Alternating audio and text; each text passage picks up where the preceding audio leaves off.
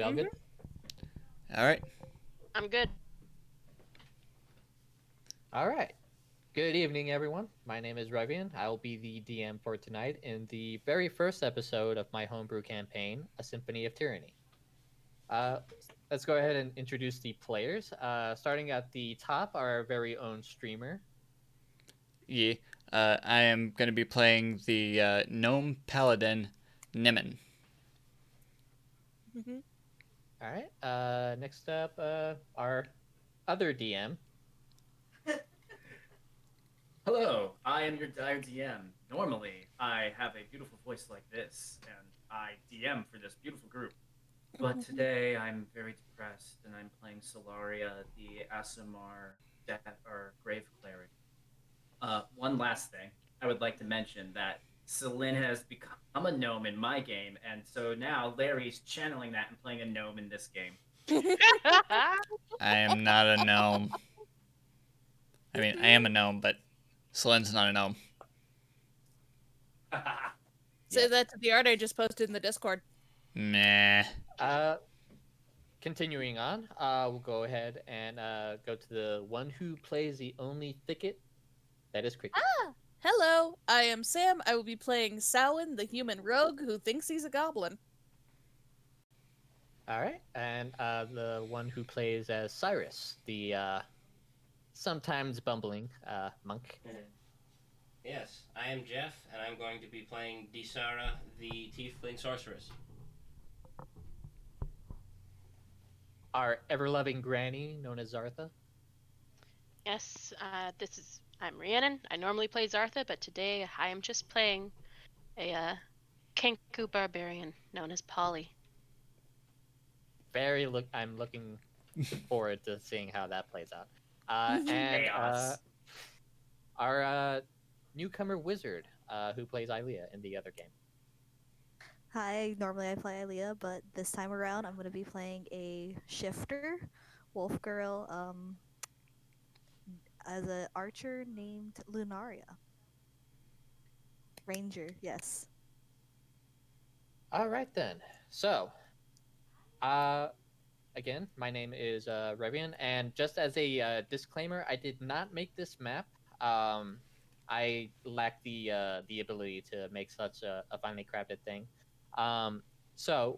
What the map I got from is from incarnate.com, inkarnate.com, and this one is made by Prague Walrus.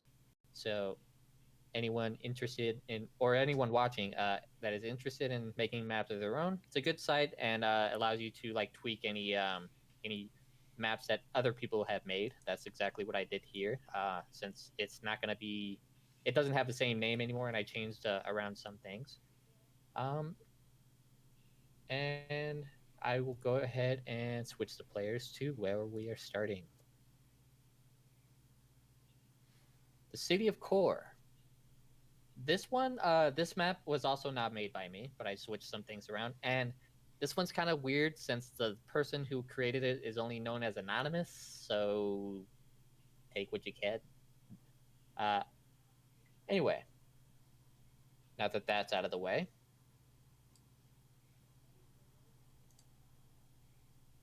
all of you will not be knowing each other like right off the bat. And the way I'd like to have everyone be introducing themselves is as they're coming up to the gates of the city, the lone entrance gate guarded by one or two guards depending on the time of day. I will go ahead and have Solaria show up first. Go ahead and he'll see the Asimar cleric just pop up and name. Oh, well, I'll describe myself first. So Solaria is a 5'6", air quotes, human. Um, she is very pale, deathly pale, some might say. She wears, I believe it's scale mail, and this scale mail is emblazoned with It's dyed black. The trim is all red on each of the individual scales. There is a tabard on top, which displays the symbol of the Raven Queen, which is a cawing raven's head. In her left or on her hip, there is a large shield clipped to the belt. On her back, there is a mace, uh, and, and on her right hip, there is a small box, which is kind of also clipped to her belt. It seems to be very ornate in design. From there, the next thing you would probably notice about her is her face. She has white hair. It goes down her right side kind of long, but on the left side of her face, it is very short due to the incredible amount of scarring near her neck, the left side of her head, and even her left arm, which isn't very armored, is covered in slashes and cuts and old scars. But she'll nod at the guard and say, "Oh, hello. I'm Sister Solaria, a acolyte of the Raven Queen. I'm here to perform alms at the temple." Ah, well, you're more than welcome into the city of Kor. I wouldn't want to stop such a person of such a devout order. And Um, she'll bow her head, but her facial expression doesn't really change. She seems very neutral. hmm. By the way, have you heard of the concert that is to be taking place later tonight? I have not. Well, if you're interested in the musical art, it's an open invite. There's more information at the town square on the billboard, and after that, he'll just wave you along. Um, since none of you this is at different points, I'll go ahead and have Lunaria come up next. This is about, I'd say, 20 or so minutes later after Solaria shows up. Yep. Um, I'll describe myself first. About like 5'4", 5'5". I have a um, I'm wearing like a brown cloak. I have a long bow on my back, along with like a little quiver for all my arrows. My hair is like a light, like brunette color. Um, Underneath my cloak, I have like little like wolf ears poking out. My eyes are like a bright, like light blue. I'm wearing leather armor with like a green like tank top like shirt, some like brown shorts, and some like tall boots. Um, and I have like a little wolf's tail poking out underneath my cloak. That is adorable. The guard will see you approach. Name? Lunaria, sir. What state your business? Uh, I'm a traveling adventurer, stopping by to pick on more supplies, see the city while I'm at it. I see. Well, you're free to pass.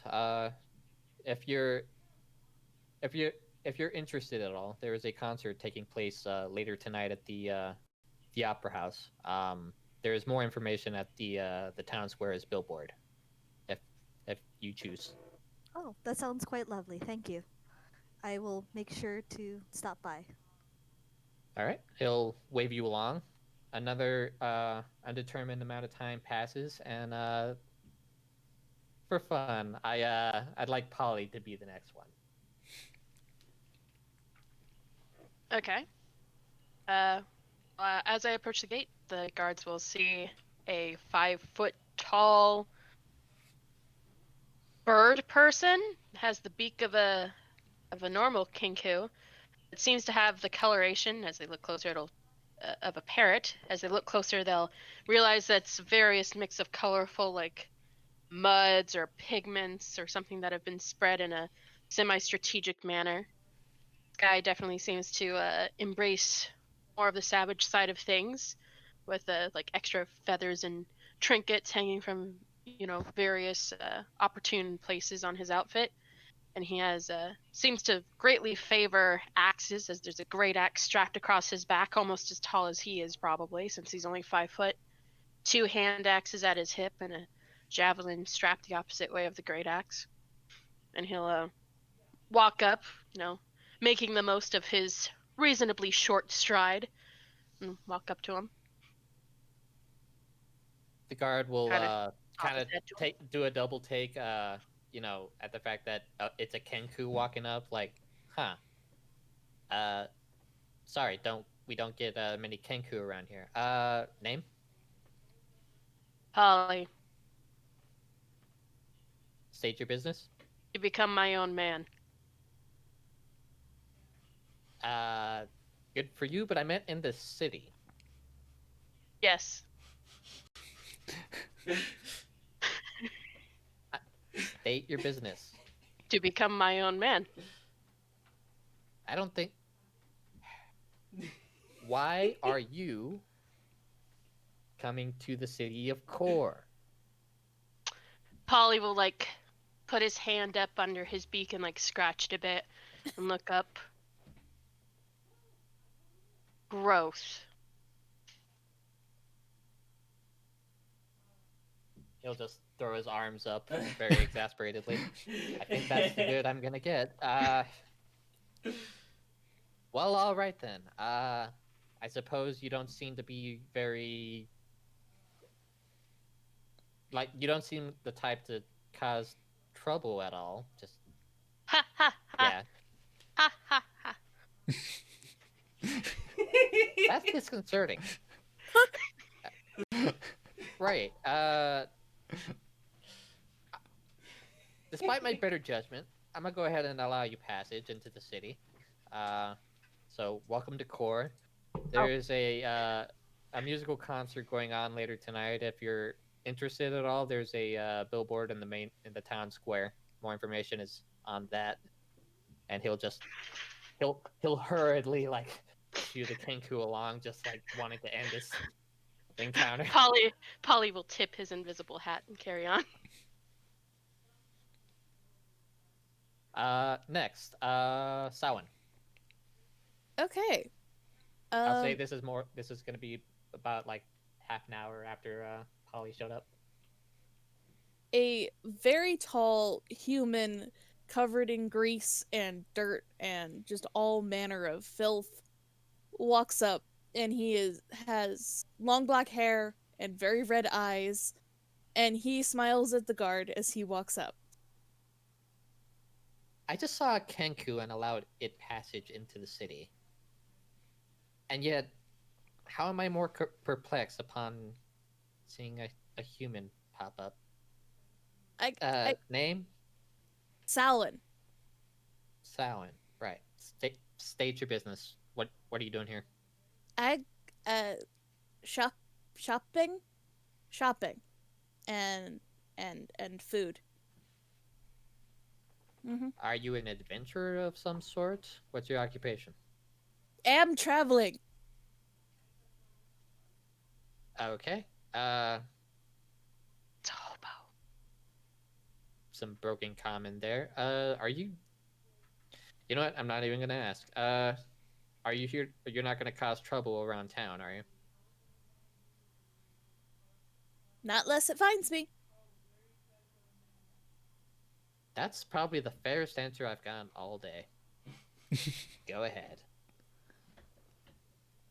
Oh, and before you go too far, he'll stop you. Actually, just in case you're also interested, there's a play going on, a concert, sorry, going on later tonight.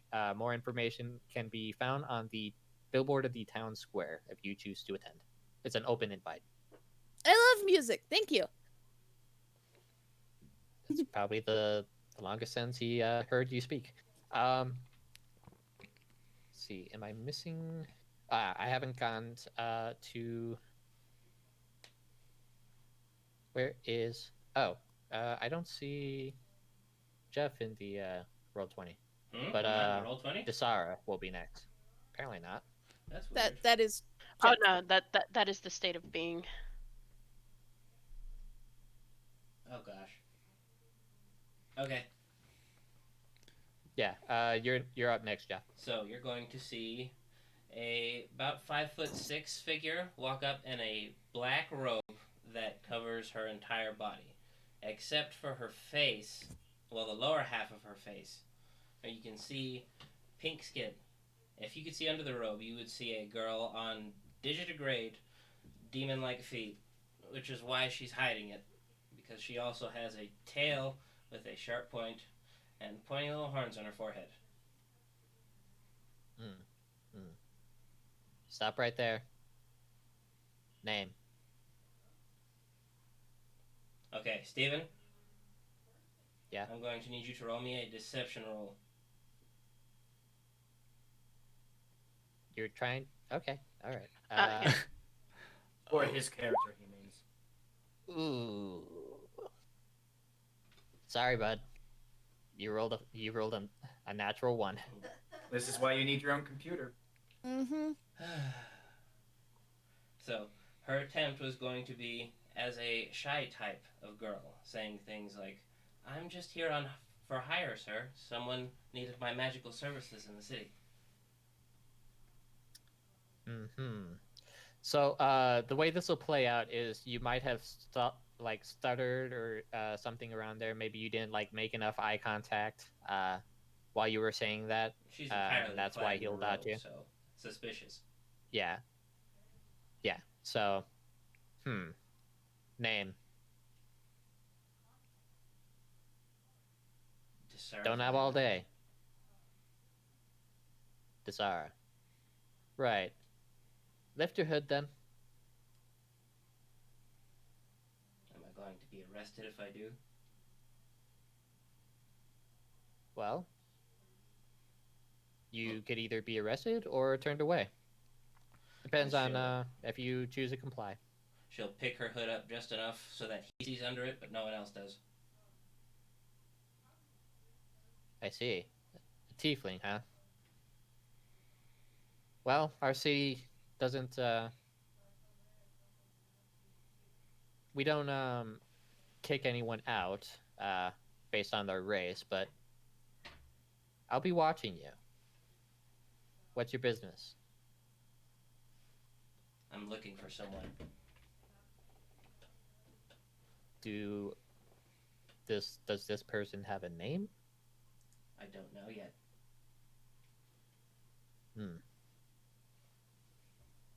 Well, just don't cause any trouble. Don't let any of the older folk see you walking around. They might not be as kindly worded as I'm being at the moment. And if you're interested, there is a concert playing later tonight at the town's opera house. More information could be found at the main square's billboard if you're interested in attending. It's an open invite. Thank you. He'll then just wave you along. She'll walk in and go, damn it. Alrighty then.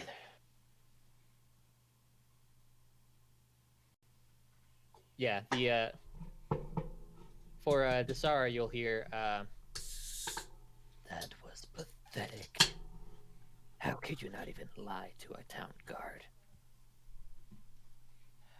I'll do better. You shall. So, this is probably one of the biggest cities in the region. So there's plenty of locations to visit. There's a tavern, an inn for people to rest at, the local market to buy supplies, weapons shops, item shops, depending on what it is you're looking for. There's probably something there for you. Clothing, just name it, and someone's probably got a shop set up to sell it. Real quick, what time of day is it? For you when you arrived, I would say it was just a bit past noon. Okay, I will have gone to the noon mass, and then afterwards I will take up my normal duties of providing free medical aid in the market. If anyone wishes to come see me, I am offering free medical aid. And was Niman already in the city? Oh my god, I forgot you, didn't I? I'm sorry. Yeah. I am really sorry. Rip. I forgot to say that. Fuck. Uh, uh, retconning just a bit farther back, turning back time. I'm Theo. And yeah, you're up, Niman. As you're walking up to the city gate.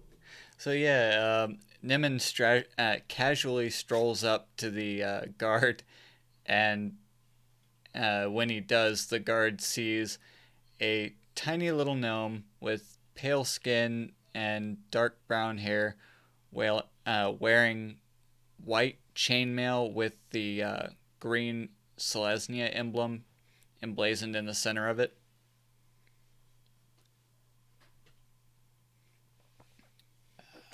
Walks up and just kind of says, "Sup." Uh,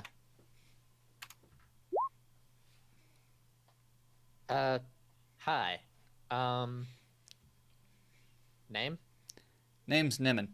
I'm an envoy of the Selesnya Conclave. Oh, is that the symbol I spot on your armor there? Are you a paladin? Indeed, I am. Well, in training. Oh. Sorry. I'm just shocked. I've never heard or seen a gnome paladin before. Yeah, not very many of us. Not very Right. many at all. Continuing on. What's your business in the city of Core? I hear there's been some funny business going on in the Nixus Forest just to the north here, and I've come to set up lodging in the town as I investigate. No. Will you be requiring the assistance of the town guard? Is this a major concern for us, or the Nixus Forest is rather close by? Right. We're not too sure how big of a threat this will be right now, but I may require the assistance of the town guard at some point. All right. He'll pull out like a small map and like with a just a like a feathered pen that he was apparently keeping on his person. He'll like kind of draw a path and circle like a destination on it, and give the map to you. That is where the captain is. If you need to speak with him, please. That yeah. If you really do need our assistance, speak with him, and he'll hopefully either help you or come up with some sort of arrangement. Oh, thank you. Greatly appreciated. I will definitely go speak to him if I do end up needing some assistance. All right.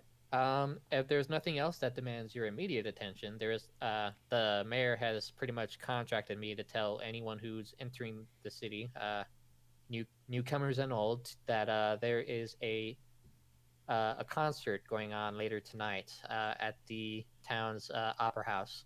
More information can be found over at the billboard in the town square, though, if you are interested in attending. It's an open invite. Oh, that sounds like fun. I think I will check that out. Thank you. Not a problem. And then he'll just wave you off, and you go on your merry way inside the city of Core. Yep, Niman will stroll right in. Now people can decide if they choose to like kill some time in well, Solaria has already done some things. Does anyone else want to be doing anything in particular? I'm gonna go to a bar in the seedy part of town, and I'm gonna get to know the city. Okay. So we'll hold off any role playing for now. I'll just go ahead and see what everyone else is doing or what they choose to do. How about you, Sam? Do you want to be doing anything or just walking around? I'm gonna be browsing the market. Okay. Andrea, anything? I'm probably gonna take a tour of the city first, see what the people are like, and then probably head to the market afterwards if I have time before the opera.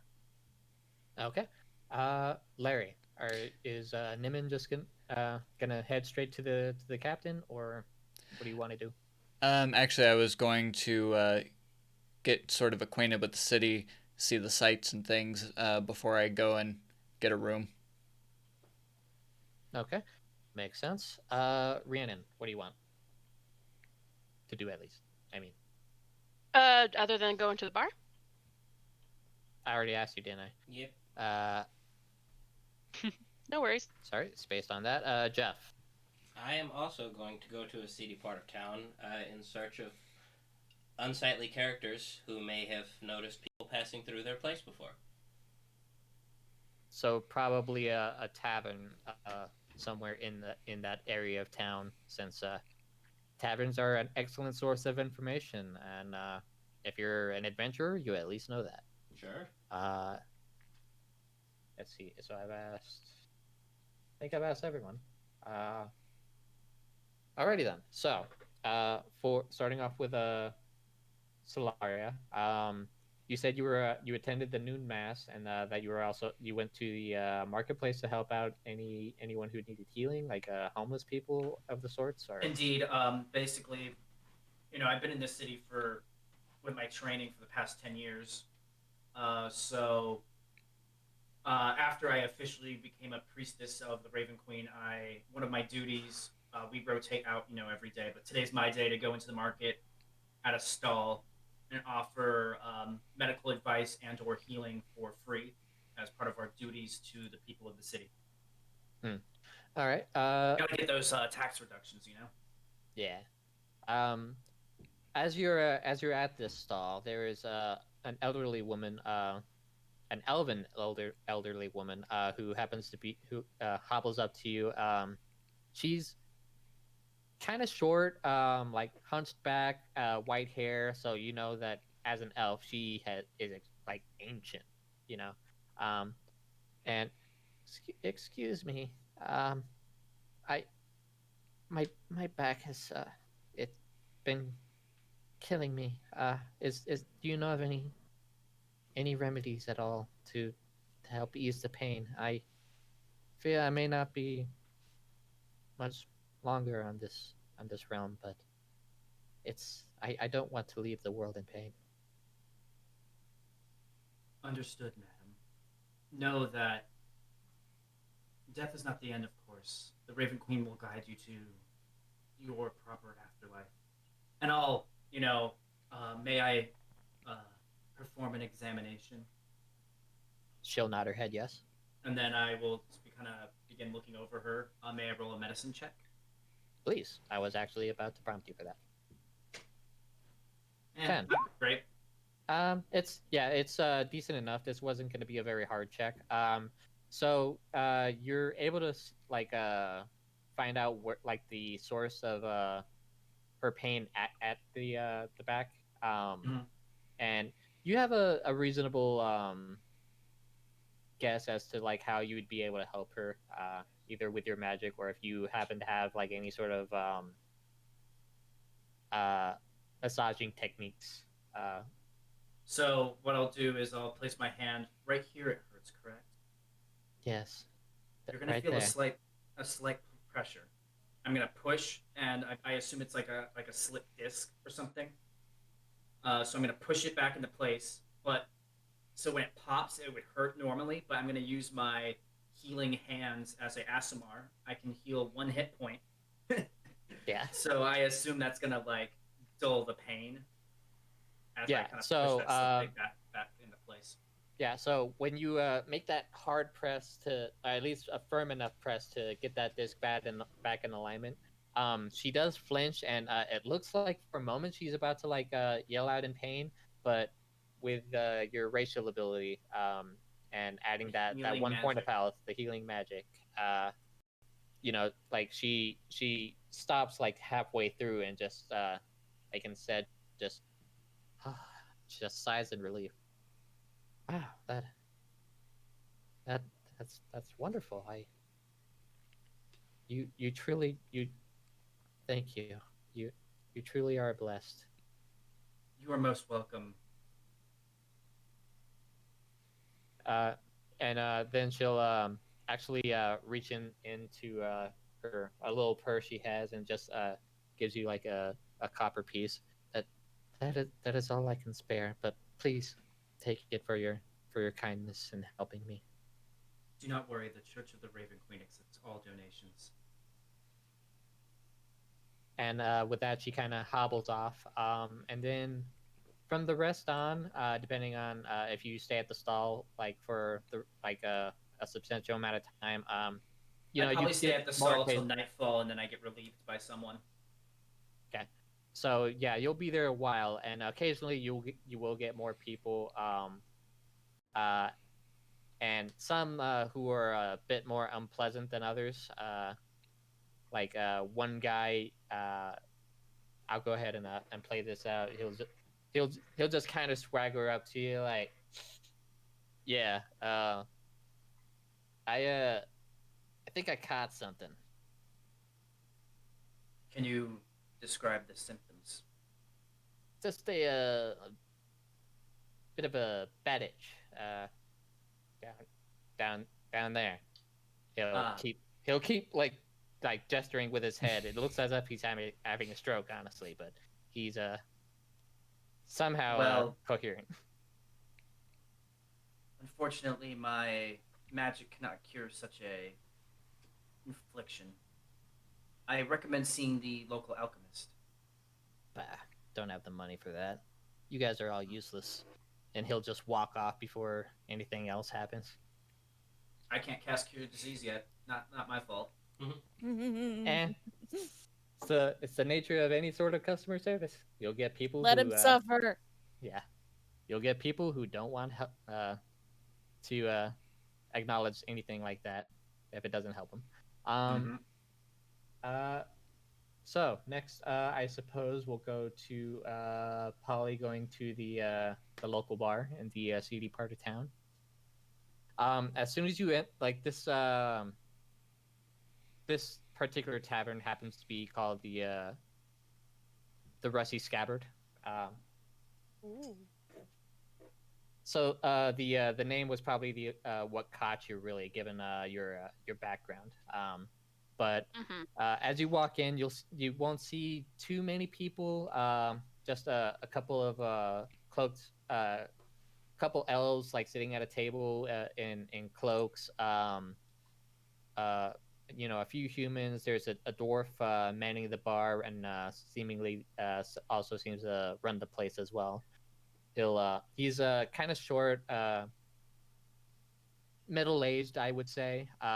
Like scraggly red beard, bald head, braided like mustache.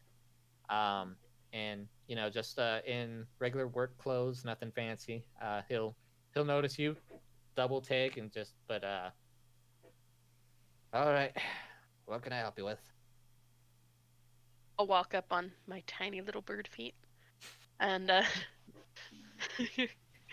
and I'll sit down at a stool. Or is this a standing bar? It's either or. Okay, Like, I'll sit up on the there's some stool. schools, but yeah, okay. And is there anybody else sitting at the bar, or only off at the table? There's a few humans sitting at like just drinking, nursing a beer at the bar at the moment. It does, like I said, it's not very busy, but they're and nothing raucous is happening. No one seems to be very excited. It's not very a lively place. They just either come here because it's probably because of the cheap drinks, honestly. Yeah, that's fair. I'll point at one of the beers they're having and kind of just like tilt my head to the bartender. Like, I'll have what he's having, just without talking. The dwarf will actually just stare at you. Like, do you actually point, or do you just gesture with your head, or are you just saying? I'll point at the beer and then nod at the bartender. All right, he'll take like maybe a few seconds just to like get a tankard, put some of his ale in, and just like slide it to you. I'll stick my beak about halfway up into the tankard and just. That'll be 4 copper. For the I'll drink. For the drink. It's 4 copper. I'll nod. And I'll put down 4 copper. He'll take it, put in his apron, and are you just gonna be drinking? Is that all? I'm going to be looking at if there's anybody who looks like they're in a reasonably bad mood. High or low? Hi.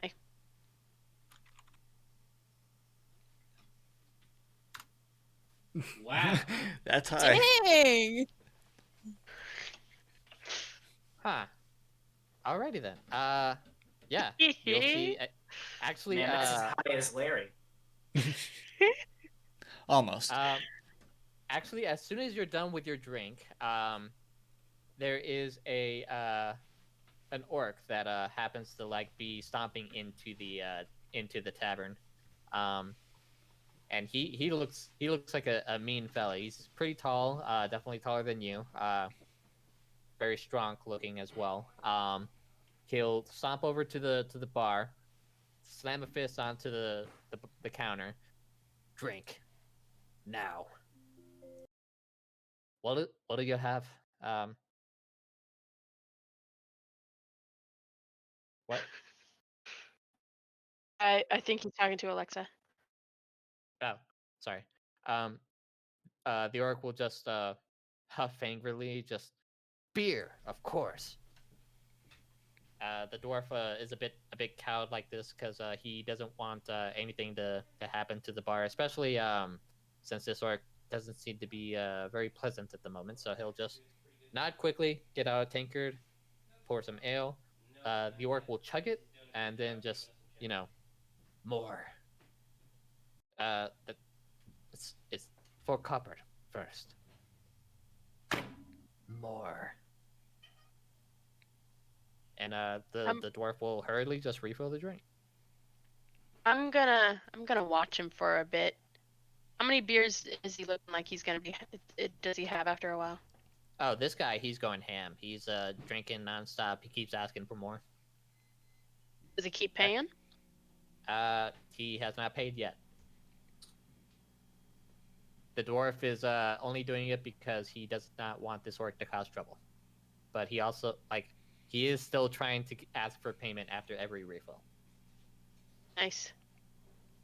It comes to a head actually when the orc is asked this one more time, and he's like, "Just keep filling the fucking tankard, old man." I'll clear Your my. kind knows how to do that, right? I'll clear The my. dwarf looks. At that point, I'll clear my throat and say, 4 copper. The dwarf will give you a look there.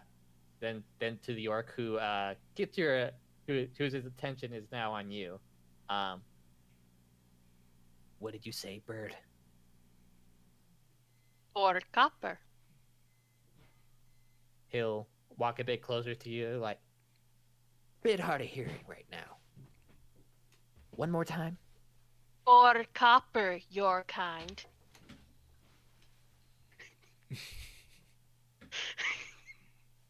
Oh, It's literally so you know,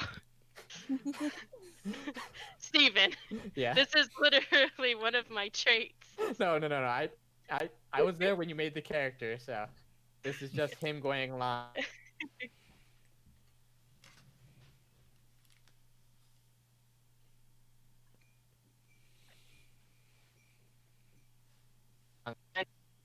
So the orc will continue to get closer, and he'll give this kind of look up, like partially incredulous, and then the rest is just rage. As it's very easy for him to show off since he's an orc, and they're known for their anger issues. Mm-hmm. So he'll slam the tankard down, like pretty much right in front of you, and doesn't even care that he knocked yours over and spilled the drink onto the counter. He's like, Run that by me again, bird. I'll I'll like get up on my stool a little bit so I can see him eye to eye, and then I'll lean, and then I'll lean a little closer. For copper. You want me to give you 4 copper? How dumb do you think that is? I'll point to the bartender. For copper.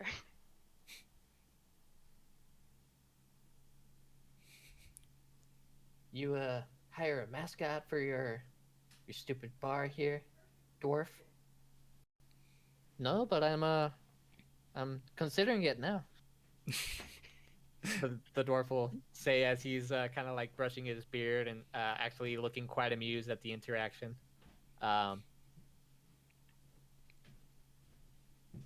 The orc will turn back to Polly. Why don't you and I step outside, work out our differences? I don't feel like paying, and I'm tired of hearing your stupid voice, bird. That's racist. Never said this guy was. Polly will just hop down, look at him. For copper, stupid, and then walk outside and wait for him. The dwarf will laugh at this. He goes, "Ha! If you live, free drink for you." That was good.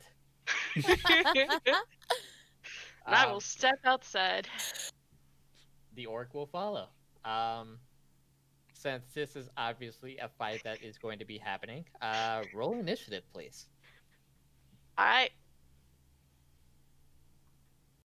18 total. 15 on the die plus 3 for dex. Did it get sent to Roll20, by the way? Or did it just come on to... I did not see anything to roll 20, unfortunately. Yeah. Okay. Damn. I'll re-roll it then. Hopefully it will send. Is it bound with Roll20? Oh, I know what the problem is. This computer doesn't have the add-on. I'm borrowing a friend's. Yeah, I'm borrowing a friend's computer. That would do it. Yeah, you can do that really quick before. Yeah. You can do that really quick if you want, since I know it won't take long to download an extension. Yeah, in the meantime, you can see what somebody else is doing if you like. All right. We'll go to who have I asked? Solaria. We've got Polly. Lunaria. Did you want to do anything? I mean, I don't know. Aside from like touring the city and whatnot, I don't have anything specific. Probably just looking at all the stuff I can't buy. Okay. Well, as you're traveling through the market, there's going to be some people at their stands, trying to urge you to come over to their shop and spend some money.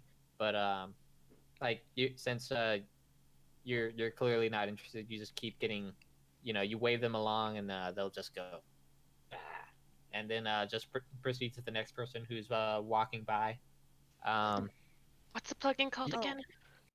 Beyond 20. Beyond 20. Beyond 20. Thank you. There is something I thought of for us now. Probably while I'm looking around and stuff like that, I'm going to see if I can find a small trinket of my sister or something like that could help for for when I go to visit my sister's grave, since our anniversary is coming up of when she died. So by trinket, you mean something that would be something that she liked when you last, or just something of interest to her, or? Probably something that she would have liked, or something that would help me remind her of her. Maybe like a small like hairpin or something like that. Okay. Since it's a pretty big market, there's going to be a spot that's more of a general type store. They sell a lot of different things and buy a lot of different things as well. So it's more of a, I'd say more of a pawn shop, but that's kind of like a standard business around here. So it's just a basic trade in store shop that's standing up in the market. So that'll be one you spot. It's just a cool. Um, so as you're walking up closer to that shop, it's just a very not a very exciting name. It doesn't look very busy because of it. It's just an elven's bits and baubles is what it's called, and it's run by a very tall elven man with kind of like neck length black hair. He's just standing there, looking, to see if anyone pops up. That's about it. Yeah. I mean, seeing I don't have much else to do, I'll take a look at it. Okay. He'll see you. He's like, "Oh, welcome, welcome. Uh, peruse all you like. I've got very many as the shop is aptly named, very different bits and baubles for sale here. Is there anything in particular you're looking for at all? Do you have any hairpins by any chance? Hmm. Not a lot, unfortunately. Just maybe a couple here. Let me get them out for you. He'll reach underneath his like his desk there at the front and pull out a couple. One is pretty old looking. Doesn't seem to be in the best condition, while the other is a bit fresher and um more polished, I would say, as it looks a lot nicer, a little fancier, different, like much better quality to make. The He'll pick up the old one. This one was sold by an older lady, my grandmother. She told me to try and sell it off, and well, it I don't have any for it like going at a very high price, but it was her wish, so I'll part with it if I need to. And then he'll pick up the newer looking one, and this one I got. Hmm, I think while I was touring a another local town a few years back. Nothing really fancy about it besides it looking a bit nicer in comparison to the other. But the old will go for at least 2 copper, and the newer one I'll set at 5 copper. And is the design the same aside from like one looking older than the other? Mm, there aren't really any fancy designs. The Elvis looking one does have like some sort of like I guess an inscription, and it looks more like a name, but it's kind of really faded and rubbed on, so it's kind of hard to make out what that name is. The newer one, I guess we'll just have like a bit of a floral motif, just a just a small branch that kind of coils around the pin itself. That's about it. It doesn't seem like anything I'm necessarily looking for, but Hmm. I will keep it in mind. But thank you very much, though. I hope you are able to sell that other hairpin. So do I as well. If I may, are you looking for something for someone close to you at all? Something like that. Yeah, it's quite a long story, unfortunately. And seeing I was passing by here on my way to the next town, I was hoping to see if I could find something. The elf will nod. Well, if that's the case, are they are they either among the living or are you visiting someone who has passed on? If it's the latter, I might actually have something else for you. And he'll reach in and pull out another hairpin that I was a bit hesitant to like bring this out initially, but um, you seem like you're looking for something to honor a loved one. So it that speaks to me. And this hairpin is probably the highest quality of the three so far. It'll have mm, TJ, what would you say Solara, what would you say would be like one of her favorite things, like any sort of like favorite flower, favorite particular color, just a random favorite thing that you think your sister might have done.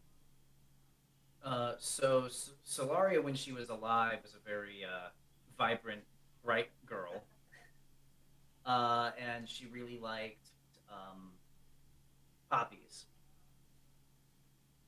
All right, and so this hairpin has a flowery motif, and it does have a, a a few poppies, just like finely finely painted onto the pin itself, and the colors actually kind of remind you a lot of your sister. It seems kind of very like very lucky that this guy happened to have a pin that would pretty much, it looks like it would suit your purposes at least. If you were still interested in buying it, I would let this go for 7 copper, because it's definitely the best of the three, and the craftsmanship is very nice. Uh, would this suit for you, or if not, I'm afraid I don't have anything else, unfortunately.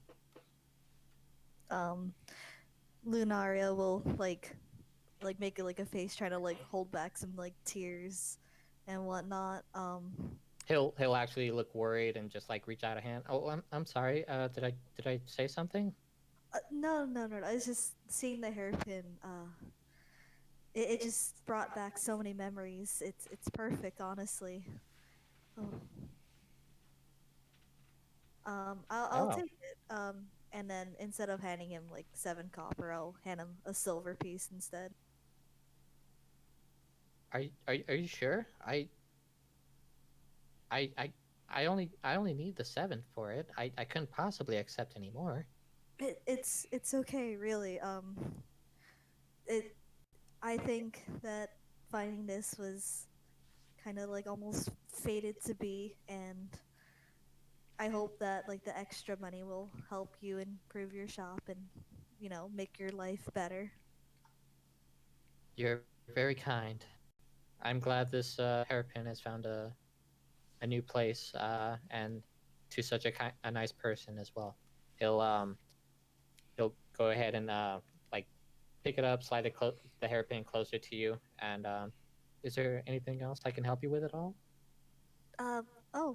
No, thank you. Oh, sorry. She'll like try to hold back the tears. I understand then. Um, Listen, if you happen to be in any trouble at all, we have a chapel here under the order of the Raving Queen, and they always happen to uh, help the needy, whether they know it or not. The people, that is. Uh, and we actually do have a stall that's they do have a stall up nearby that they keep up daily to help out anyone who passes by. We truly are in debt to their kindness and the way the way they treat whether someone is of a higher class or lower born. Um, anyway, I've taken up too much of your time already. Please have yourself a nice day, and I hope please give my own prayers to the loved one you are giving that for. Yes, thank you. This is probably gonna be seeming a little weird, but like as she kind of like steps away, she thinks about it for a second and is just like kind of makes her way towards that stall, considering everything he said. Just like kind of like to check it out, and like she like pulls the top of her cloak down, like looks at the hairpin for a moment, and oh Jesus, that scared me. Um, Oh, it fell on me. Oh no, Yeah. TJ, Oh. TJ, mounting tape. I think you need to do 3, no matter what. The ones that fell already had 3, so I need to do 4. uh, it's either that or maybe the mounting tape that you got isn't very good. But all It's right. also my fan's on. That would also be a factor. TJ, can you roll a perception check for me? Like, is Lunaria just like passing by it, or are you going right up to it? I'm gonna make it seem like I'm passing by, but I'm gonna kind of like get myself closer, check it out, see if this like making sure that they're doing what this man said they're doing. Oh, and before I got attacked by the foam, um, um, I was gonna pull down my cloak, like let my hair kind of loose. I have like longer Be right hair, um, and I was gonna like stare at the pin for a little bit, and then kind of like put it up in my hair for a little while. I really wish you would just wait. I was about to ask him to roll a perception since you're Yeah. like right there. Yeah, no, we can do that all at the same time. Okay. Yep.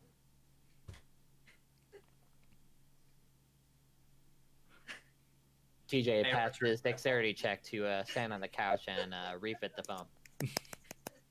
Yeah. Luckily, I have a natural high dex. Anyhow, I rolled 21 for my perception.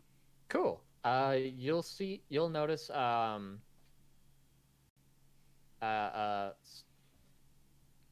your character is just human with like some furry qualities. Yes, you said as you described her.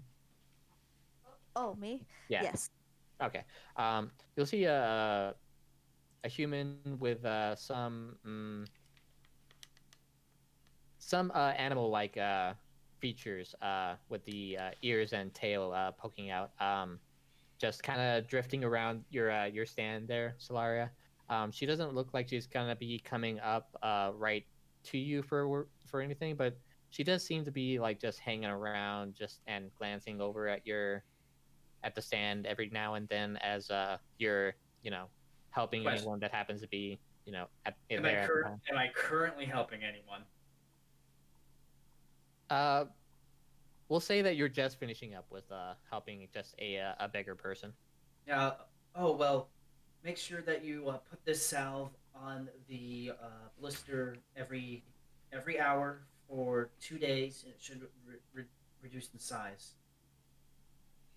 And when I see her, just FYI, this is my twin sister who I thought was dead. Does she still look like, besides the animal ears and tail, does she look like how she used to look when we were kids? She does. In fact, like it's almost uncanny so. The fact that you believe that she was dead, the person standing there with the animal-like features, you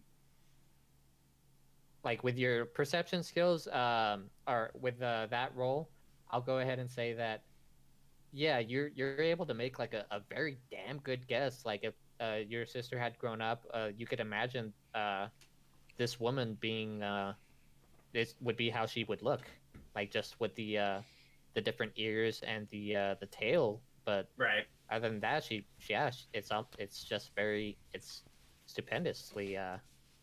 Right. So after I'm done helping this patron, Mhm. I'll kind of wait for them to leave, kind of out of earshot, and I'll very softly go, Luna.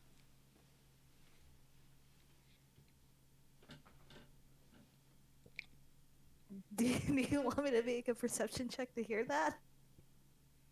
You're kind of close, and you have already been paying attention to that, to the stand anyway, and the person behind the stand. So I will go ahead and just say that you would have easily been able to notice that her attention was on you and the what she had said. So just real quick, the scars on my arm and my head match the wounds that Lunaria saw when she saw my dead body. So, besides the white hair, it's basically a 1-for-1. Um, let me see.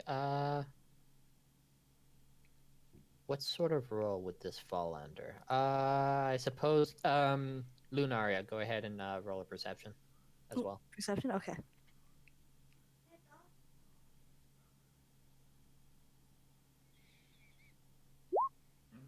Damn. You Love two that. are we got some perceptive twins up in the house tonight.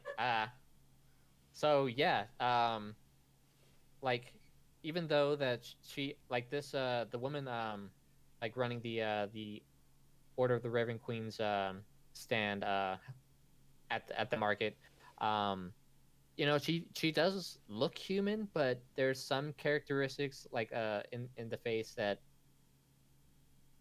just you're able to determine that they're not quite human, but still very damn close. However, like you are still able to notice that the facial features and like the color of the eyes, the color of the hair, Oh, like that's something I the forgot. My right eye is the same blue as hers, but my left eye is like, like you see a dead body or whatever. It's like milky gray. But like statistically, I can still see through it. It's just the damage from my revival. all right. So you'll notice like one of the like with the eyes, one of them is the exact same blue as from when you last saw your sister. And the hair color may have been different, but it seems to have been like familiarly styled. How she always put it up as well when she was going out for the day. Uh, she was like a very energetic type person, and so like would you describe Solaria as more of a tomboy, not caring about like how her hair looked, TJ? Oh, I would say that she was very feminine. Probably like, oh, I wanted to grow up and be a florist. I loved flowers and song and music and dance, and then, I died. Anime episode number 1. So, but yeah, you'll notice the hair is styled like pretty damn close to how she used to as well. And when you hear the woman speak to you and ask Luna, you'll yeah you'll know that there's only one person who would call you so familiarly. Um, when I hear that, like my ears will twitch, and like I'll stop for a second, like look around, like what? It, And then I'll shake my head and just be like, no, it can't be.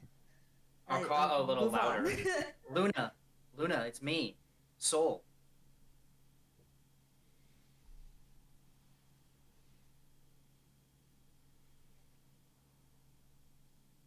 I am going to. Sorry, this cat is distracting. It's just. Yeah, blame the Um. cat. um. Okay. Where was I? I'll sit there and I'll just kind of like pause, turn towards this Raven Queen apostle, and kind of like storm up to her and being like, "No one's called me that in a very long time. Like, how do you know that? Like what?" I'll, you And know, despite the excitement, only a very faint smile is seen on Solaria's face, but she'll say, "Luna, I thought you were dead. It's me. I I know I look different now, but I'm still the soul that you used to know." And I'll kind of like trail off, look down a little bit, and think. my, I don't know how you know this, but my sister died 10 years ago, and I don't need this right now.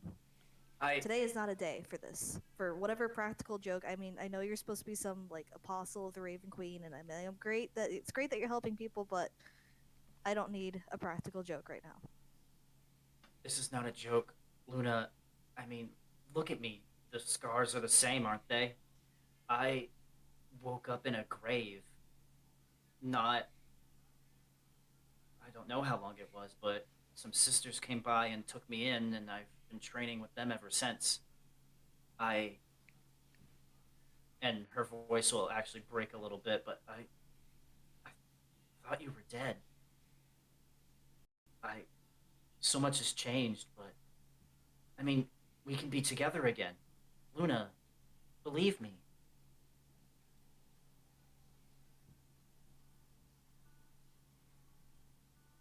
And I'll like reach out to grab her hand very like pleadingly.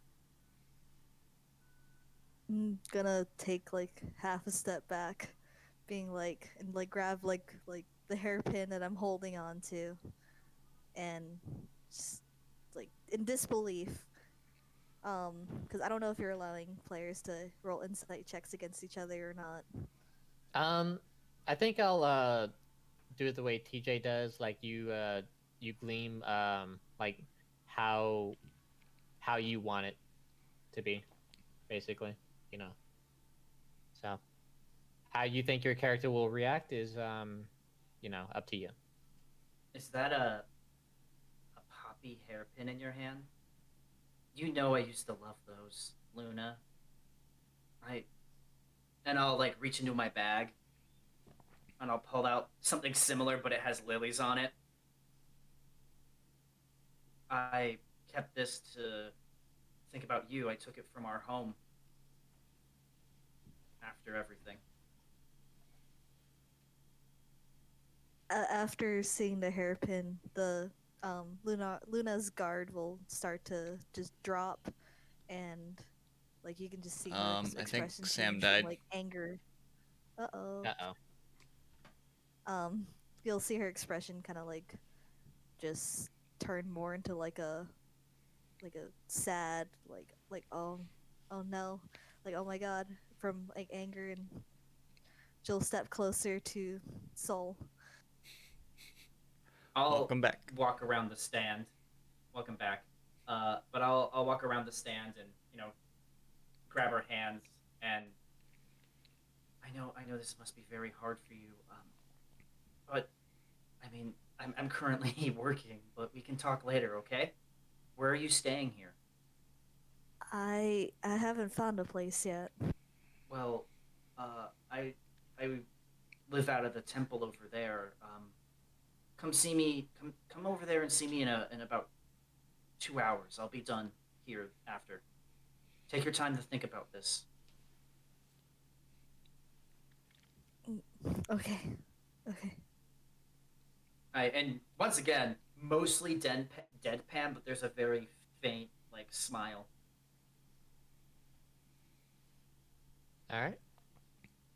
So from there, we'll go ahead and hop over to the battle between the orc and the kenku, known as Polly.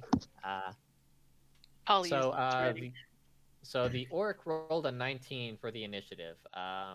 What did you roll, I Brianna? rolled an 18, but it didn't get sent to the roll 20. But I'm willing to take the 18 if you want. I'll go ahead and trust you on that. So it'll be fine. So, orc will he go ahead. He had a great axe strapped to him, like on his back, when he walked in the tavern. And he now just has it out, ready to go. When you two get outside. Any last words, bird?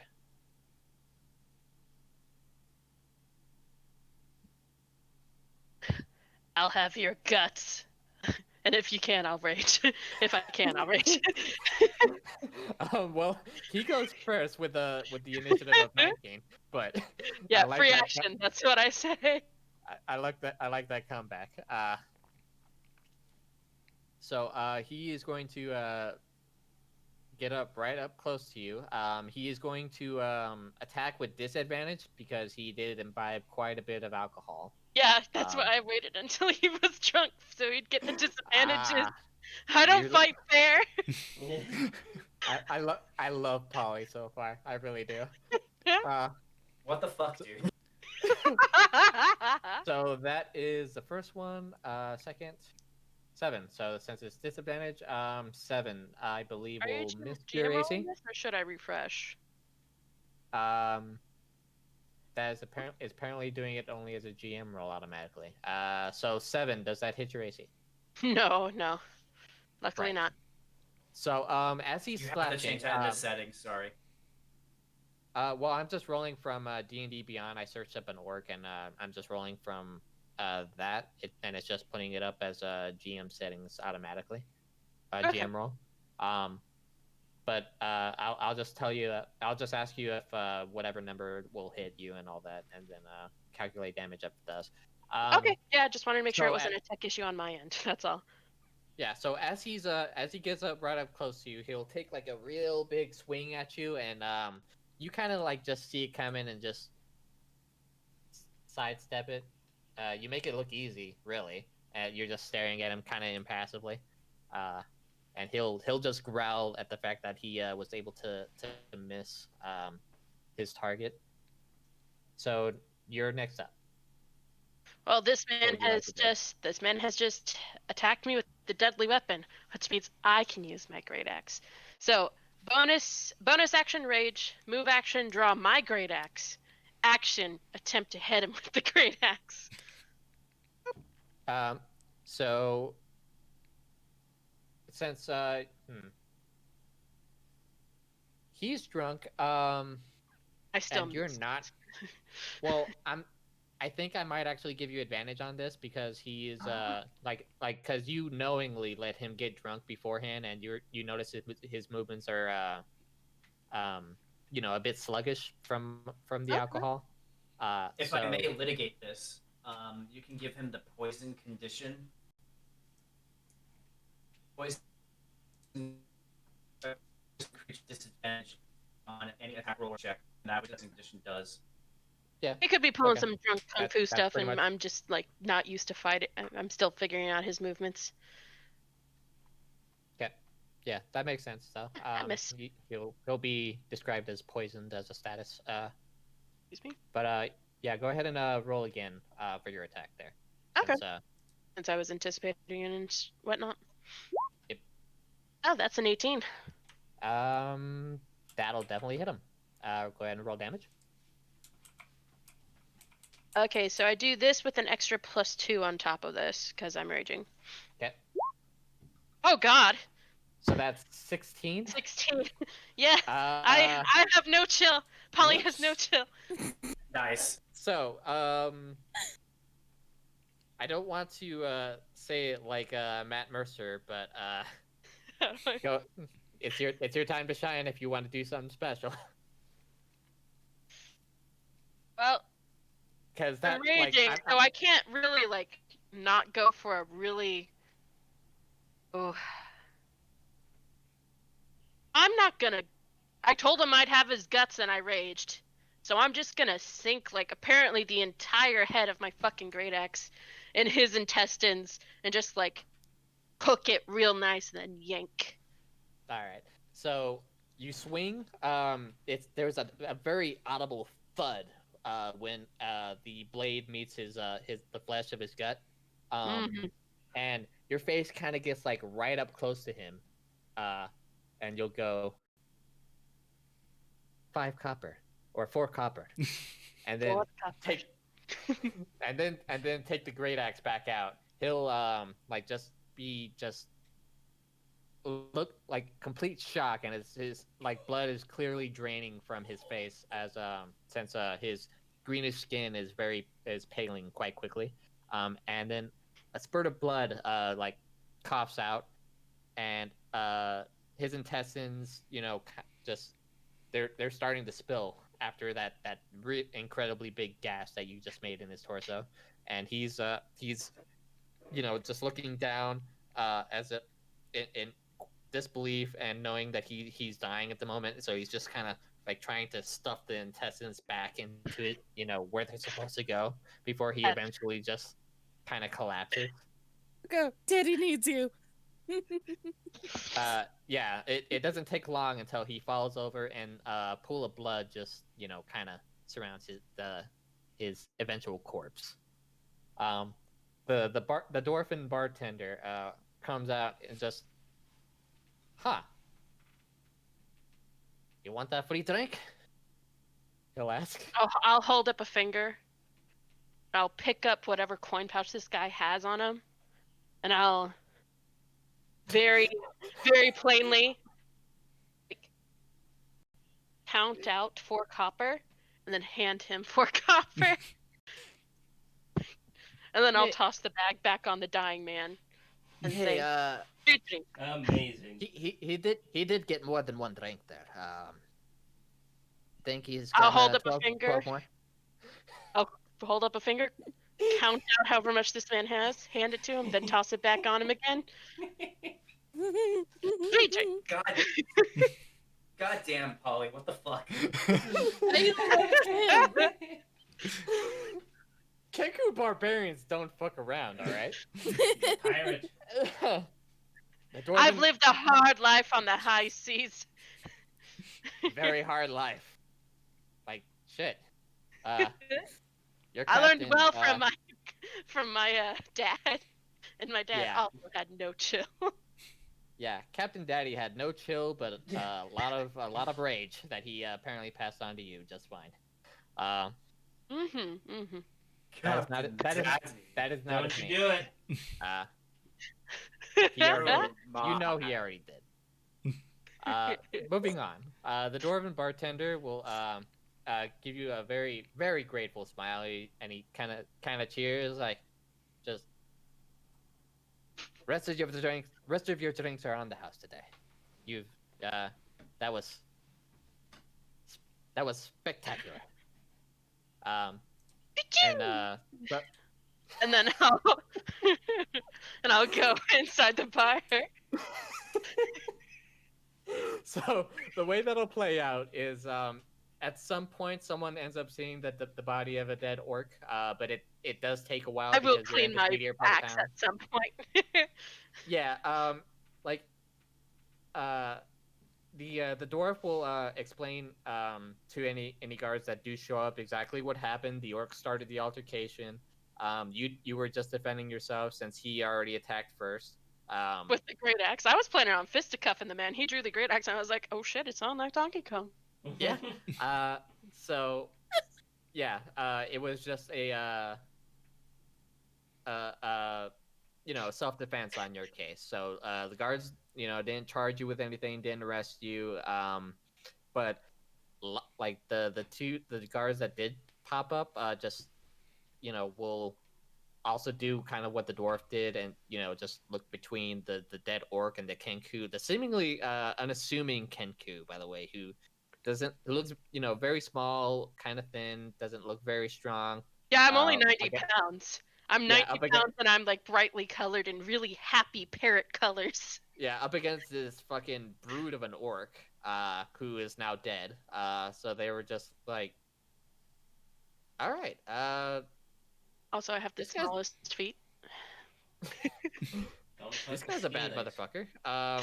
You're free to go. And we'll take care of the body from here. Have a nice day. The guards will have a nice day. They'll nod and just go about their business, taking care of what they need to. The dwarf will then gesture to if you want to go back into the tavern, and he'll proceed you to give you free drinks for as long as you want. I will nod and say. In fact, he'll nice probably throw in a meal too if you. Until the concert. Food to do.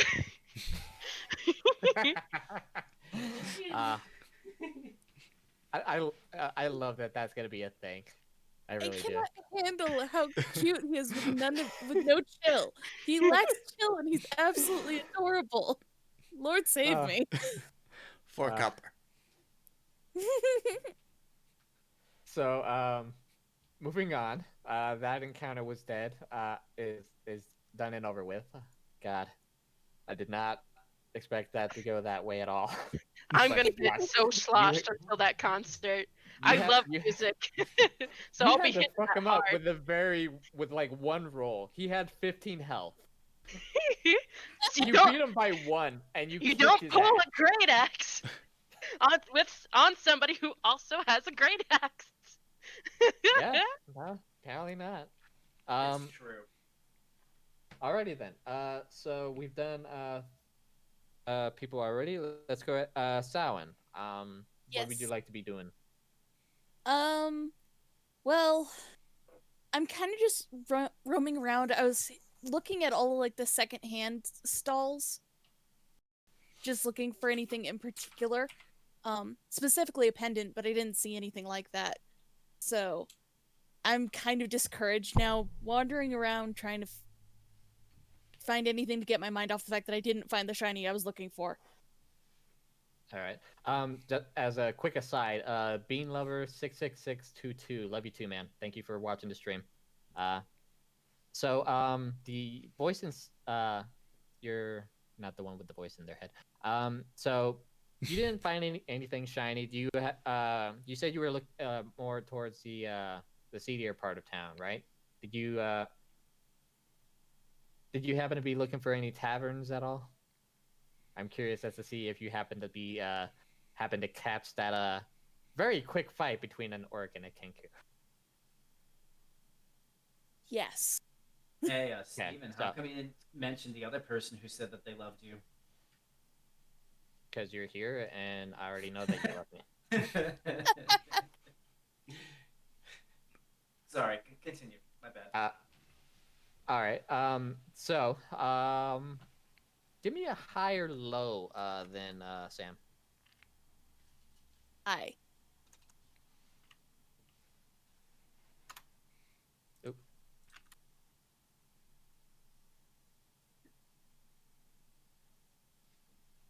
Am I putting this wrong? Slash just R1D100. Why is it not recognizing? Oh, I know why it's not. I'm not in roll 20. I was trying to roll the 1D100 in Twitch. Oh. SMH Oh. my head. So, that's a low. You said low there, Sam?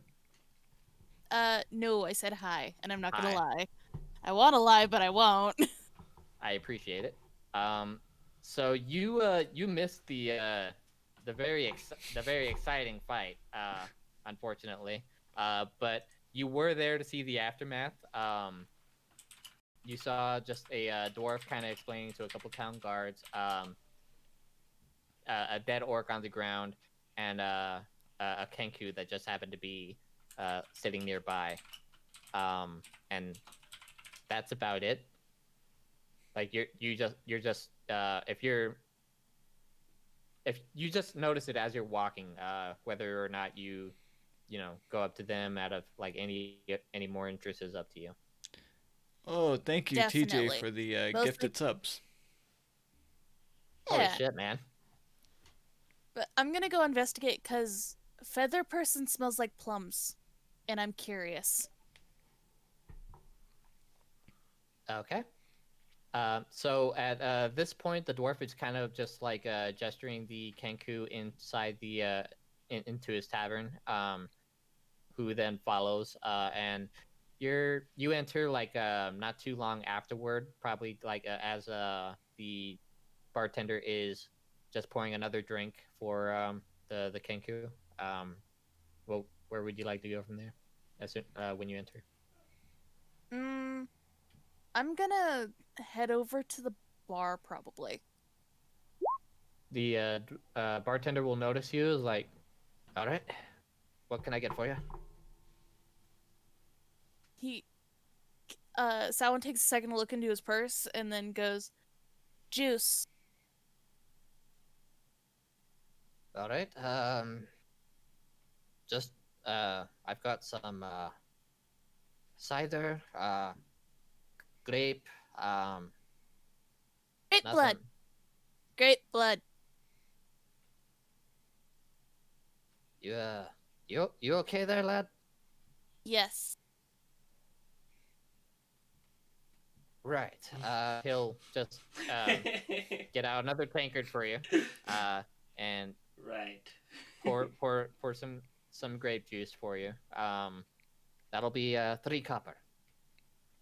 He very carefully reaches into his purse and counts out 6 copper, just paying ahead for the next one. Slides him over. We'll want another. Got it. He'll take the copper. I actually probably would have had him taking it if your character didn't count that out right, and you just happened to give him like an extra amount without knowing.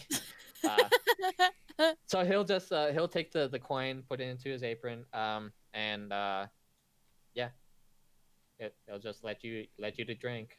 As he then like walks back from the counter and starts to check to see if any of the other patrons in the bar that are still around need anything else from him. How close did you sit to Polly, by chance? I sat right next to him. And in fact, I'm going to lean over and go, what happened? What a copper. Stupid. The funniest part is Samhain nods understandingly and just goes, bad man. Got it. Polly will nod, and then Polly will look at you and like touch your mud, and then gesture to my beautiful muddy feathers and give you a thumbs up. Samhain returns in and then goes back to drinking his grape juice. I'll dip my beak in my beer and just. And so the greatest friendship known to man has sparked here today. We are connoisseurs of mud bathing. Yes. Yeah, we needed some of that comedy action after Solaria and Lunaria's emotional reunion. And not to mention the pretty fucking brutal death of the orc there. That happened immediately after the emotion. Like, total shit is like fucking everywhere in this game. like shit. Well, If you can't murder with a smile on your face, why are you doing it? I didn't know Kenku could smile. Our smiles are on Neither. the inside. They're implied. Fair. I kind of figure he As a just throws his barbarian, head that's back fair. and goes, "Happy." Happy! No. Whenever I laugh, I do ha ha ha ha ha. I love it. So I'll just assume that you two are just gonna be drinking buddies until you decide to move on to whatever else then. Yes. Yeah, until I hit the concert, at least we're just gonna be vibing. Okay. Yeah, no, I'm actually going to go the same way, so I guess you're just kind of stuck with me now, because Samhain likes you. Fair enough. Alrighty then. Jeff, since you didn't find any that My name's Jeff. yeah, your name is Jeff. What would you where would you like to be going from after you entered the town? Well, I had planned on going around the town looking for shady characters. Well, you'll immediately like I wouldn't say, well, I guess after a bit of wandering, you'll eventually guess like where the seedier part of core is, and you'll choose to explore around there if you're looking for seedy characters. Sure. Looking for from what I recall of your background, let me pull you up really quick. Right, so if you're just looking for seedy characters, you would know, or at least you were given information on like just some local I wouldn't say hotspots, but kind of like meeting points that are kind of designated in the city of Core. You don't know of all of them, but you were given a few key points. One next to like a rundown church on the opposite end of the city, like very in the very poor part of town.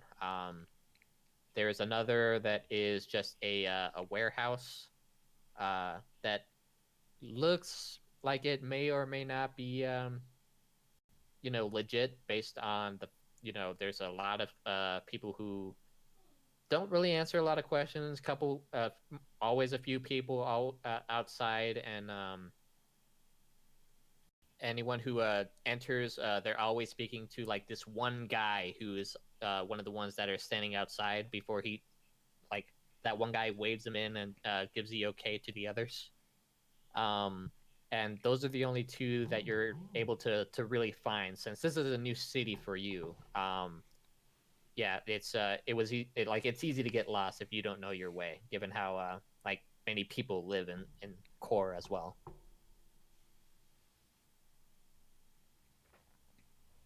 Hmm. So, were there any important looking characters around besides the doorman? Not really. No, not that you can discern. They're like as far as go ahead and make a perception check for me really quick.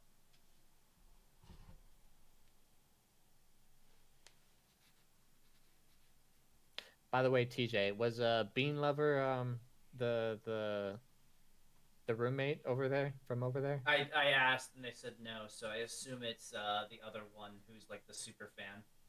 Oh, all right. Yeah. Cool. Well, either way, I'm glad someone's watching. A 9. Same. Mm-hmm. I don't know what my plus is for perception. Oh God, forgot I'm supposed to roll for you. Yours is a +1, so that would be 10. For Pretty perception. Yeah, it's a yeah, since you're new to this part of town, you don't know anyone. You were just given some like cursory information on like where to go as far as seedy individuals were located. And unfortunately, you don't really see anyone that stands out. So like it's up to you how you want to proceed. Like I said, there is a rundown church that was one of the locations you were given besides this warehouse place that may or may not be a legit warehouse like that does business. Could be just a front as far as you know, but you do have enough knowledge to make a guess like that at least. But Hmm. Is there a window or somewhere that I can peek inside? the warehouse or the church? The warehouse. Oh, there's plenty of windows. Definitely. Are you trying to be sneaky at all, or are you just strolling around the entire place, looking for just a open window? I'll just look casually as I stroll by.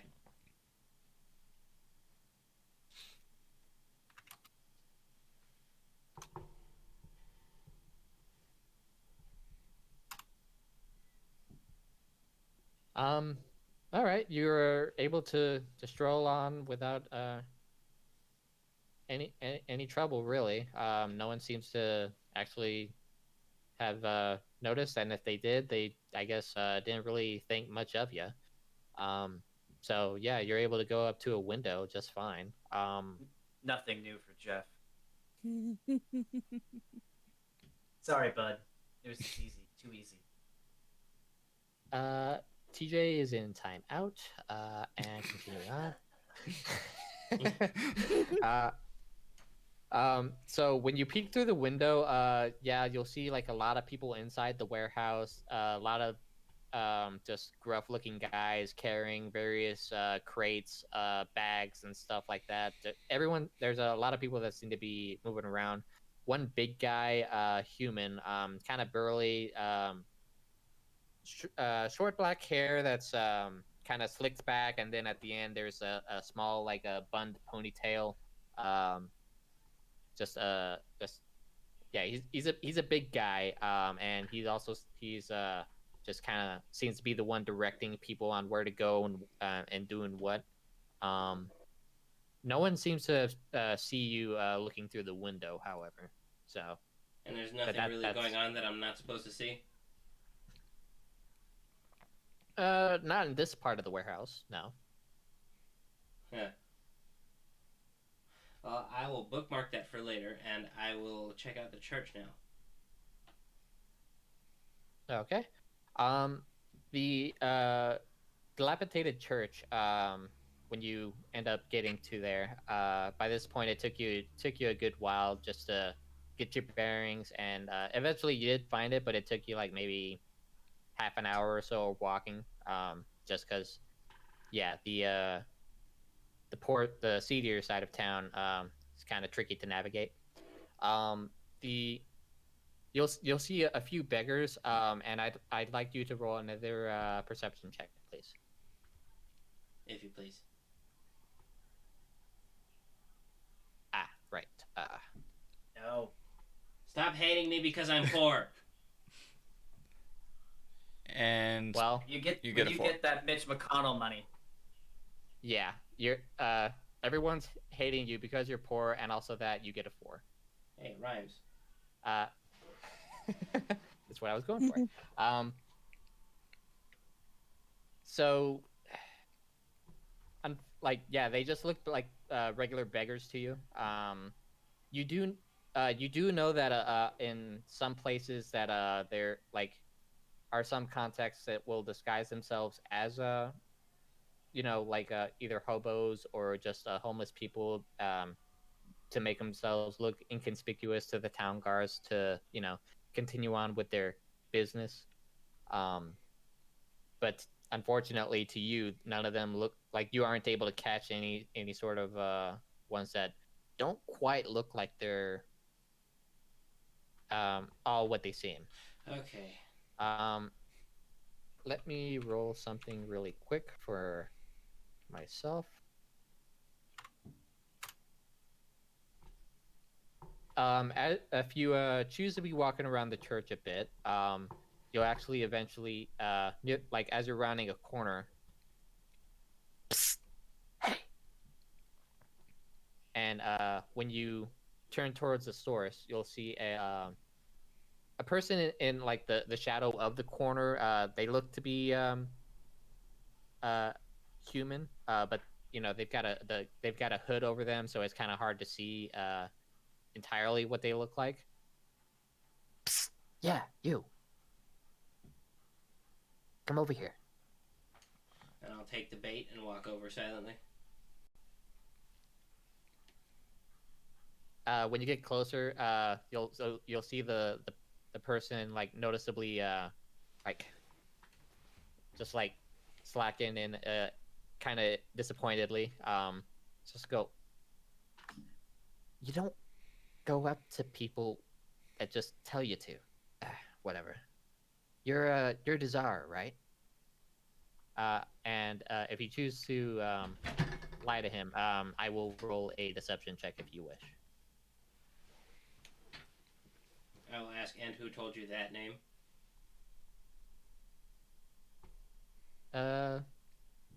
I'd say a mutual friend, but let's just say I know a guy who knew the guy you know.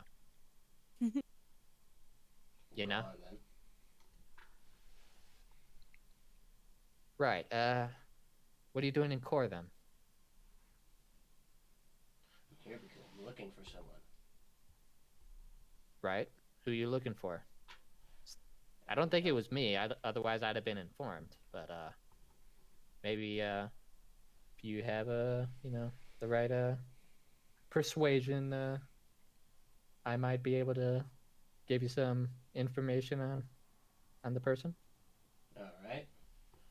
I believe I have gold on me already.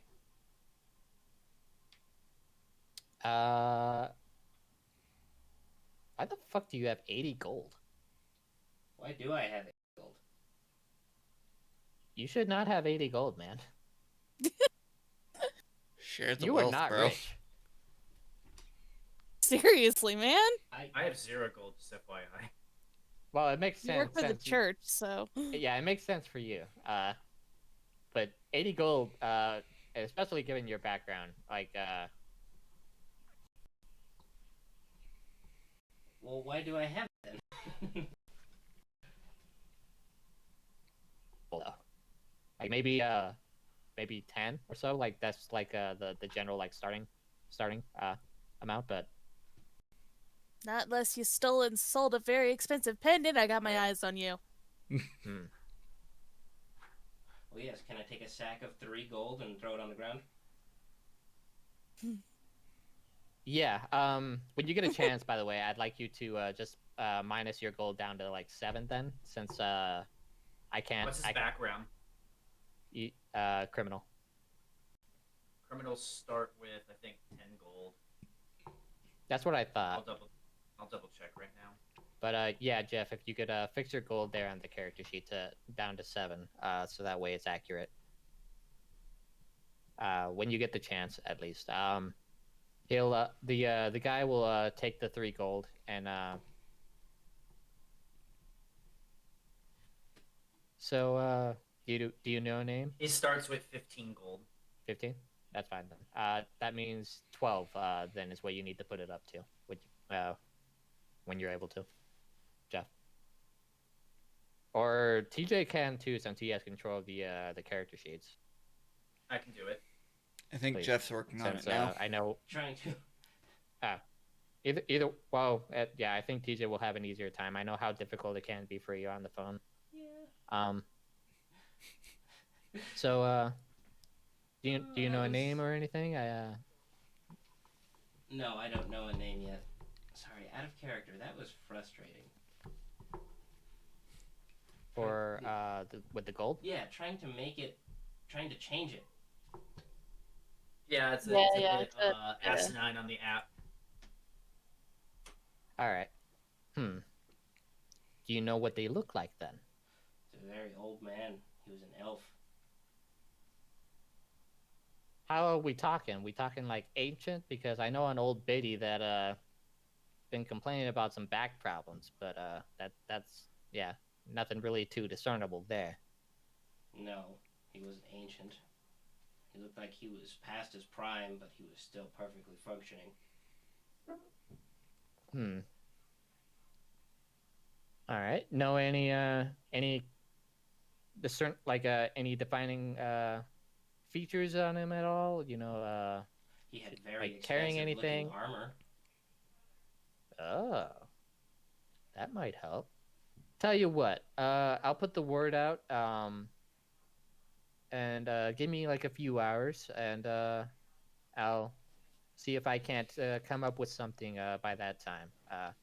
He'll take the small sack of gold coins, put it in his pocket. It's like, and make sure you watch yourself. Not all of the hobos around here. Like they're of the guild, but not our guild.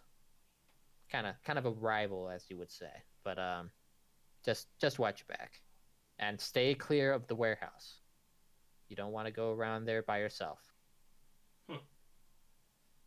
Spoken.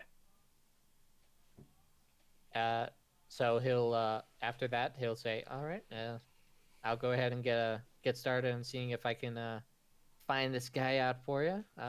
Just do whatever the fuck you want, I guess. Just shoot. I mean, work."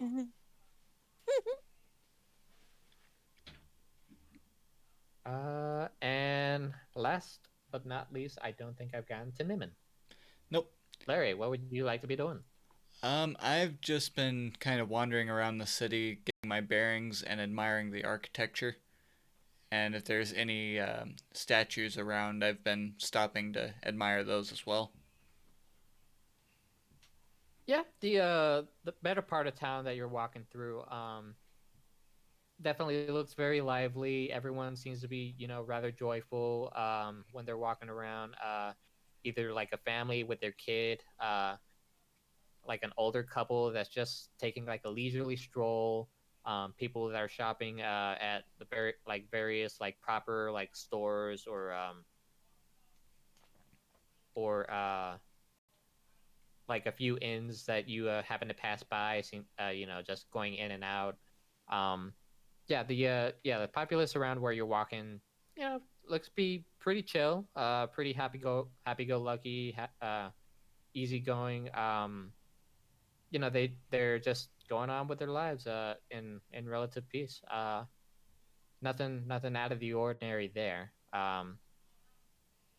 But yeah, you'll I guess given your temperament, that will kind of fill you with a sense of satisfaction. Yeah, it makes Niman very, very happy to see such a peaceful and harmonious community working together. Yeah, makes sense. So as you're walking, you do remember the words of the the gate guard. Did you want to actually go to the captain, or are you planning on like just finding a place to stay for the moment and then contemplating your course of action from there? I think I'll get some lodging first, and then I'll start planning from there. Okay. So let me pull something up really quick.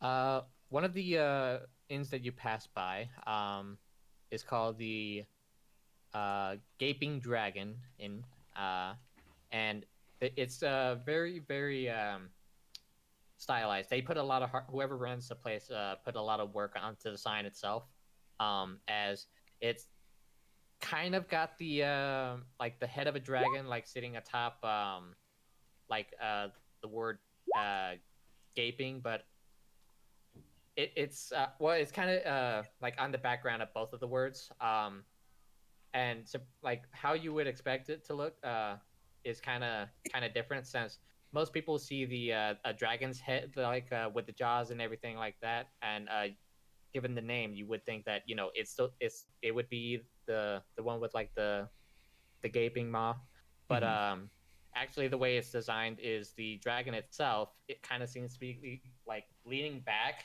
and a very very menacing looking like jaw is actually like shown on the belly of the dragon as it's like stylized behind the the gaping dragon sign. Uh-huh. So yeah, they apparently went with a very fierce and intimidating look with it. Um, Solaria, please. That's not what I meant. But the name is actually inspired by a Dark Souls boss. I know. I just, God damn it! Like the way you were like phrasing it's like it's on its back, and I'm just like, oh no, is it doing it? appears. That's how it appears. Sorry. I'm so Please don't sorry. Oh dear God! It literally Don't goes up antagonize from a the cliff. GM. Amazing. It goes up into a cliff in a sewer. Like the dragon's head doesn't actually do anything, and then it leaves its body back, and its entire belly is just a giant mouth that you have to run away from, or else you get bitten to death. I get you. I'm sorry. Do I not had, I do was not- trying not to interrupt, so I was just typing it out to get it out of my system. You fuck.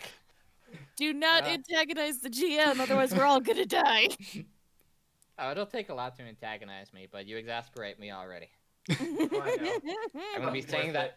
I'm gonna be saying that word a fucking billion times throughout the course of this campaign. I can tell. Yeah, Exasperate. go for it. Ah. Go. I'll shut up now. Go. All right, Nimin, what would you did you want to go into the end? TJ, sure. Yeah, I guess I'll go and check out the gaping dragon. So when you enter, in the I guess you could call it the lobby of the place. There's a few people just sitting around the table, like some of the tables that are strewn about, um, having some nice meals, drinking some what looks like a very very good quality beer, or any other drink that they happen to have ordered at the time. Behind the desk of the place, you'll see a big Goliath actually, who he's bald headed, fancy tattoos, kind of like all over his face, and like from what you could see of his upper body, he's got like a kind of a loose shirt, like buttons to reveal some of his chest, not too much, but you could see the markings running along inside into there, and smooth, pockmarked, white skin, very tall, and very like very very big, pretty much like how a lot of Goliaths kind of are, given the way they're usually seen. But so the Goliath will look towards you, like just kind of give you like a just a nod of like acknowledgement that he knows you're there, but doesn't seem like he's gonna call out to you. Mm. Yeah, I'll go ahead and walk over He's towards kind him. of like busy, kind of like giving a drink to a couple people. All right, yeah. All right. I'll walk over towards him, look up, and say, "Hey, Mister, you run this place?" Nah, I stand here for fun. What you want? I need a room. Don't we all? Well, how long you staying? Um, I'd say at least a week. Could A be week? longer. All right. How good of a room you want? Oh, I don't need anything too fancy. The simplest room you got will do. Really just kind of setting up roots while I check out the forest. All right. Well, if you're staying here for a week in with a decent bedded room, that'll be 35 silver pieces for 7 days. Meals are separate, and they are served between noon and 7 p.m. Such a deal. Before Such then, a deal. we don't really. Before then, we don't really have anyone at the stove at the moment at that time. So, yeah. Sounds fine. I'm quite used to scavenging for my food. Uh, Right. but Yeah. yeah, Just need to see that silver first before I decide. Before I get friendly. yeah, I'll go ahead and hand him the 35 silver.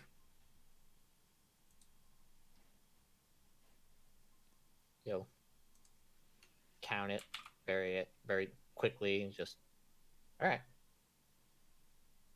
Welcome to the Gaping Dragon, sir. All right, your room is second floor up. Second floor up, about halfway down on the right. Here's your key. And like I said, meals are separate. But anytime between noon and 7, just come on down. Tell us of what you want, and I'll give you the menu. Or I'll give you the menu. Tell me what you want, and we'll have it ready for you. Oh, that sounds great. I'll be seeing you later. Yep. He'll just wave you off, and then just continue to stand behind the desk. For as that's his job. You'll go up to the room, check it out. It's decent, like he said it was. Very pretty nice bed. It's much bigger than the one you used to stay at over at the conclave. Because that one was actually fit more towards your size. Mm-hmm. In comparison to how you look, like if you were to be like lying on this bed, it would be as if you were sitting on top of like an ogre's belly, like just kind of very small on a very giant thing. But it's very soft, very nice. There's some furnishings strewn about, like just a small dresser. There's a bathroom, of course, since that's kind of a staple for any innkeeper rooms. And that's about it. Nothing else about it, really. Good. Nice and simple, but still plenty of room to lay out my investigations. Yep. Should be a fine place. There is some room. It is a bit spacious enough for you. So like there, I guess you would call it it's not quite like a living room, but if you wanted to try and get like a table or anything to like have a bigger, flatter surface rather than the dresser, since that one's a bit like it's not a very big one. You would guess that you might have to talk with the Goliath, if you were able to like just ask for a table to be put in, if you wanted something proper to like put any, like if you wanted any papers to be lying on it or just whatever. how you're choosing to go about this investigation is up to you. But yeah, Yeah, I'll probably just there end does up seem to be enough using. space for that. Yeah, I'll probably just end up using the bed most of the time when I need to lay something out, since I'm not going to be taking up very much of it. Okay. All right. So, where do you go from here then? Are you like gonna rest for a bit, and what do you want? um, I guess I will. Yeah, I'll just rest for a bit before it's time to go see the concert. Okay. So with that being done, few hours will pass for all of you. You know, going about your business. Solaria and Lunaria will, eventually be able to, get back together, chat about what it is, catch up a bit, as it were. For anyone going to the concert, actually, I'll need to know that. Solaria, Lunaria, would you guys? Yes, we're both going. I'm going Cool. to ask for a reprieve from my duties for the evening at explaining the situation that I met my sister, who surprisingly is alive. And so we are going to go to the concert together and, catch up. The sister who relieves you actually looks quite joyed at the very lucky happenstance and the good news, and quite eagerly just takes your place and just pretty much says have fun, um, and we'll hope to see you back safe and sound. That's pretty much what they say. Um, And so, just so I know, everyone's going to be going to the concert. Yes, no one has any I objection to am. that. Yeah, I think so. Okay.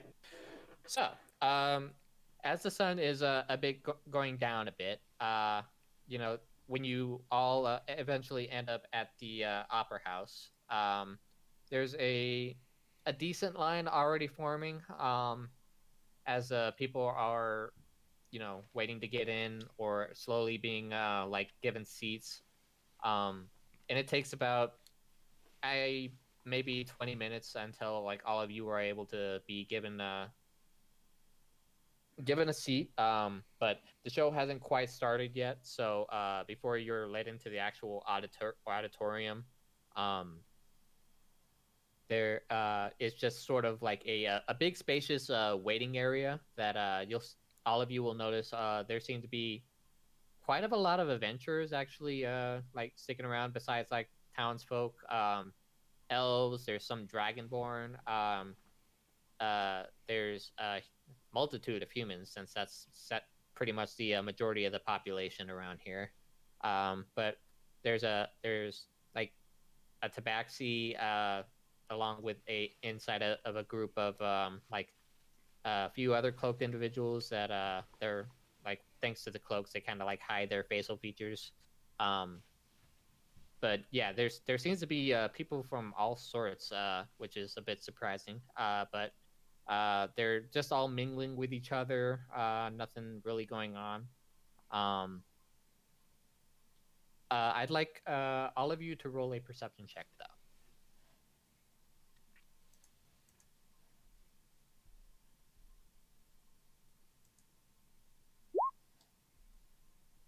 I know exactly what I'm looking at. I'm looking at the tabaxi.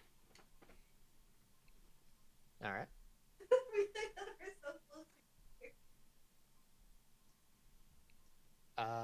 Let me I roll get for it. this. Let me roll for So Desara. much. So many. If you take away stat my rolls. bonus, I got it too. Okay, so the ones who made it, Lunaria, Solaria, and Desara. Twinsies. Oh, Desara. Well, I rolled for Jeff already, but he had already rolled. That since you rolled before me, we're gonna be keeping your number. That does not pass, unfortunately. Then, so Twinsies.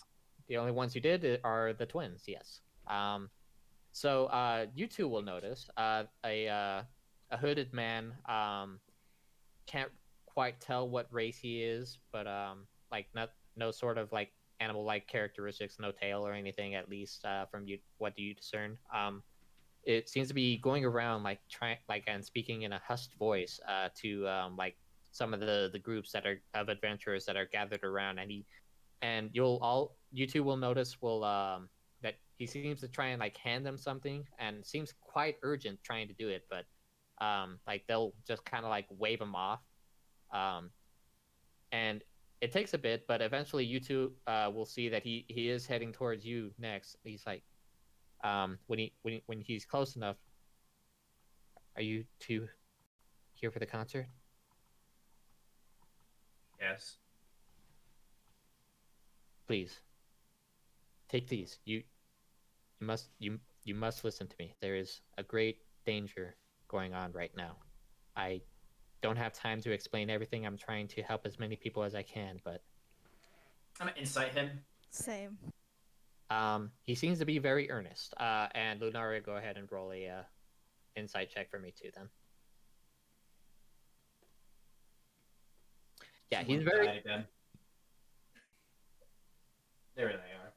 Did it move you to the inactive channel as well? I don't know. Like, who are you asking that? Jeff. I'm back. Ah. What? Don't worry Don't about worry it. about it. The hooded guy seems to be very earnest to both of you, and you both get the feeling that like he does deem whatever he's trying to warn people about to be like a very like he's genuinely like both scared and just trying to actually like he's earnest in his warnings and his offering of help. I will nod at my sister and then take the objects he's holding. So when you take them, they're just small little earplugs made out of a type like just cork, really. Nothing fancy, but just enough to fill like the ear canals of or at least a human. It might fit a bit different for Lunaria. I was gonna say I'm gonna try to like put them inside my ears. I'll help her first, and then I'll do mine. Yeah, we'll go ahead and say that you two are able to figure that out since like the guy will sorry, I only was able to get some for human ears. I apologize if they're an inconvenience, but I must be going. I need to try and see if I can help anyone else out before this goes on. Just I'll nod at him. if some when the music starts, just if something happens, be ready to defend yourself. I'll nod and look towards my sister and being like, well, I've trained to be a ranger thus far. So he'll walk away from you two. He'll go up to Polly next. Are you an adventurer? Are you here for the concert? Concert. Right. These are mainly for human ears, but I must warn you that this concert is not all as it seems. Please take these earplugs and whatever you do, do not listen to the music that is to be played later when the concert starts. And Sirens? I suppose you could say that. The music is it's not a good sign. Please, I must hurry. Please take these, and he'll hand you another. He'll offer a pair of earplugs. I'll take them and I'll put them in my ears. Man overboard. Okay, I'll try to hurry this up quite a bit, TJ. My apologies. I have dinner reservations. Yeah, I didn't know we were gonna be going that long, but next he'll go up to Niman and pretty much say the same thing. This concert is not all as it seems. Please, take these and protect yourself. And he'll offer another pair of earplugs. I'll I'll take them and I'll be kind of curious, but I'll just be on my way. Something I will also mention real quick is I'll put on my shield on my left hand. Right hand, I'll clasp my reliquary. I'm prepared. Okay. Next he'll go to Desara. He doesn't really say anything. If he recognizes you to be a tiefling, he either doesn't care or is it too hurried to say anything about it. Are you an adventurer? Yes. Please, you must take these and protect yourself. The music with the concert is not as it seems. Magic. Jeff, Oh, did you hear me? I did not. No. Is it magic? One more time. All I heard was magic. Is it magic? Let me see. Do you have a spell that'd be able to detect such a thing? No, she's asking him. Oh, no, they're just earplugs. No. He's asking if what's happening is going to be magic. Thank you. Ah. I suppose you could say there's magic involved. I don't have time to explain the entire thing, but you must take these and not listen to the music. She'll just take them and nod. All right. Who else have I gotten? Cricket. Or Cricket. not Cricket. Yes, Samhain. He'll see Samhain next. And same thing again. Hold up another pair of earplugs. Music's not as it seems. The concert is more of a trap than anything else. Blah blah blah. And yeah. Please take these to protect yourself. He's gonna shove them in his pocket because he doesn't really like things in his ears. So, yeah. He has them, he's just put them in his pocket. All right. Please consider putting those on. Otherwise, yeah. I can't explain in full, but you need to protect yourself from the music. But I like music. Okay. And then he just walks off. He'll Samhain will see that he's still going up to other adventurers doing the exact same thing, and a few minutes pass before the doors swing open to the auditorium. A very well-dressed elven man greets everyone with a smile. Welcome. The concert is about to start in a few minutes. Please take your seats and get yourself situated and comfortable. Everyone ends up going in, finding their designated spots, and from there it's just a matter of waiting. And so there's still some people mingling until the show starts. And let me see if I can get this picture to show up. When the curtains finally end up opening on the stage,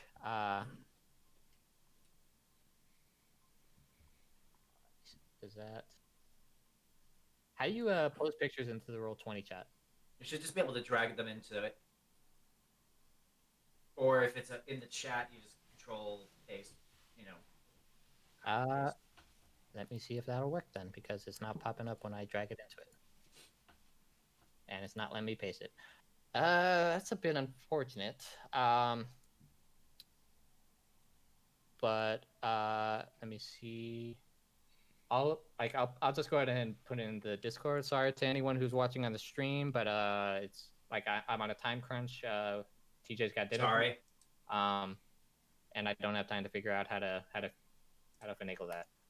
So join the Discord if you want to see. Yeah. I put in the main chat, but you'll all see that man in the center. a masked figure holding a violin in the center of the stage, along with like a full accompaniment of people like planning on playing different instruments behind him. And he gives a very short bow, a very dramatic one, and doesn't really nothing happens. And he as soon as the bow touches the strings, the band also starts playing. I don't want to put this too loud, but it starts off very nice. You know, it seems to be very well played. The way he's playing is very intricate, and it seems to be captivating everyone instantly. You know, he's just enjoying. He seems to be rather into it, just focused like what he's playing, and then all of a sudden, the music will stop, and his eyes will glow red.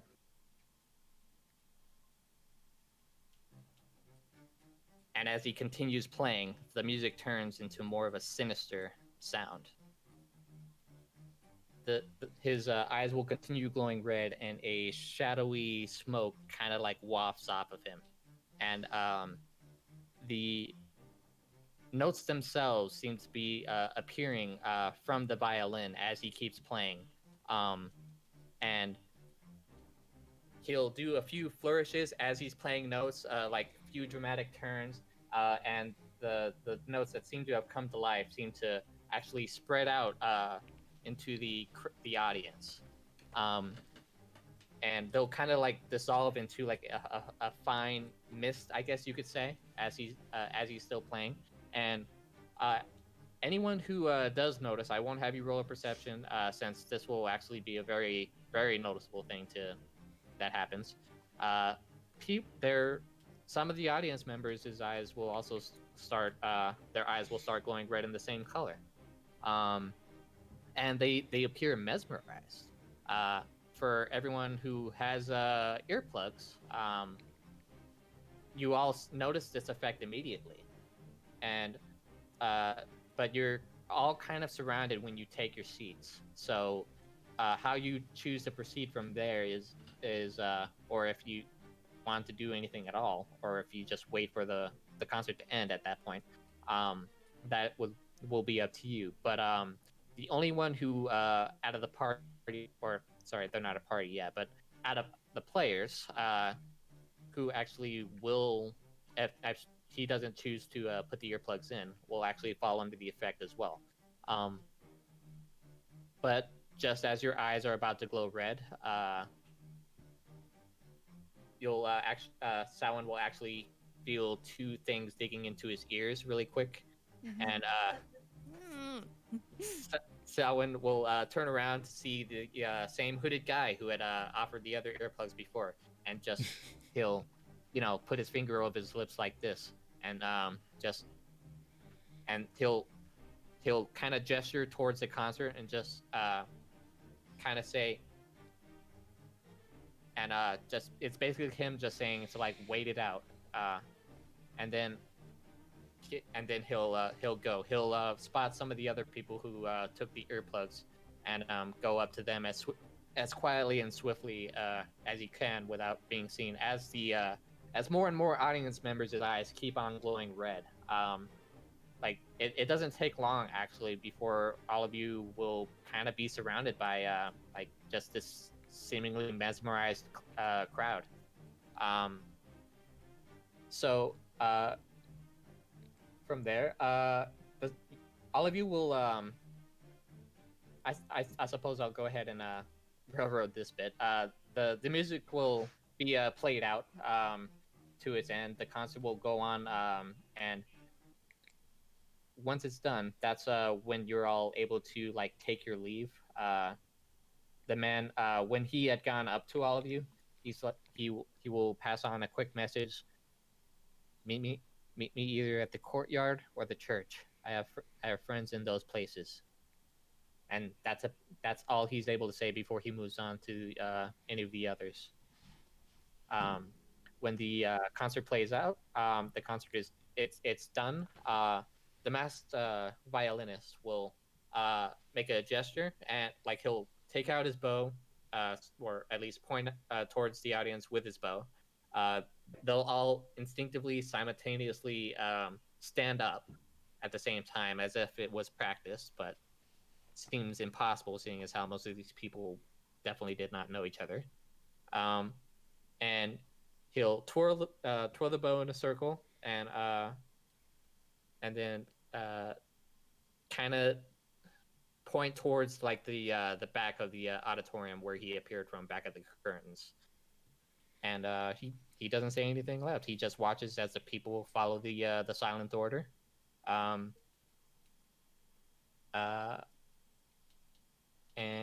from there, I think I would like you all to try rolling a stealth check to try and either you go along with the crowd or try and exit the place with from the actual main entrance.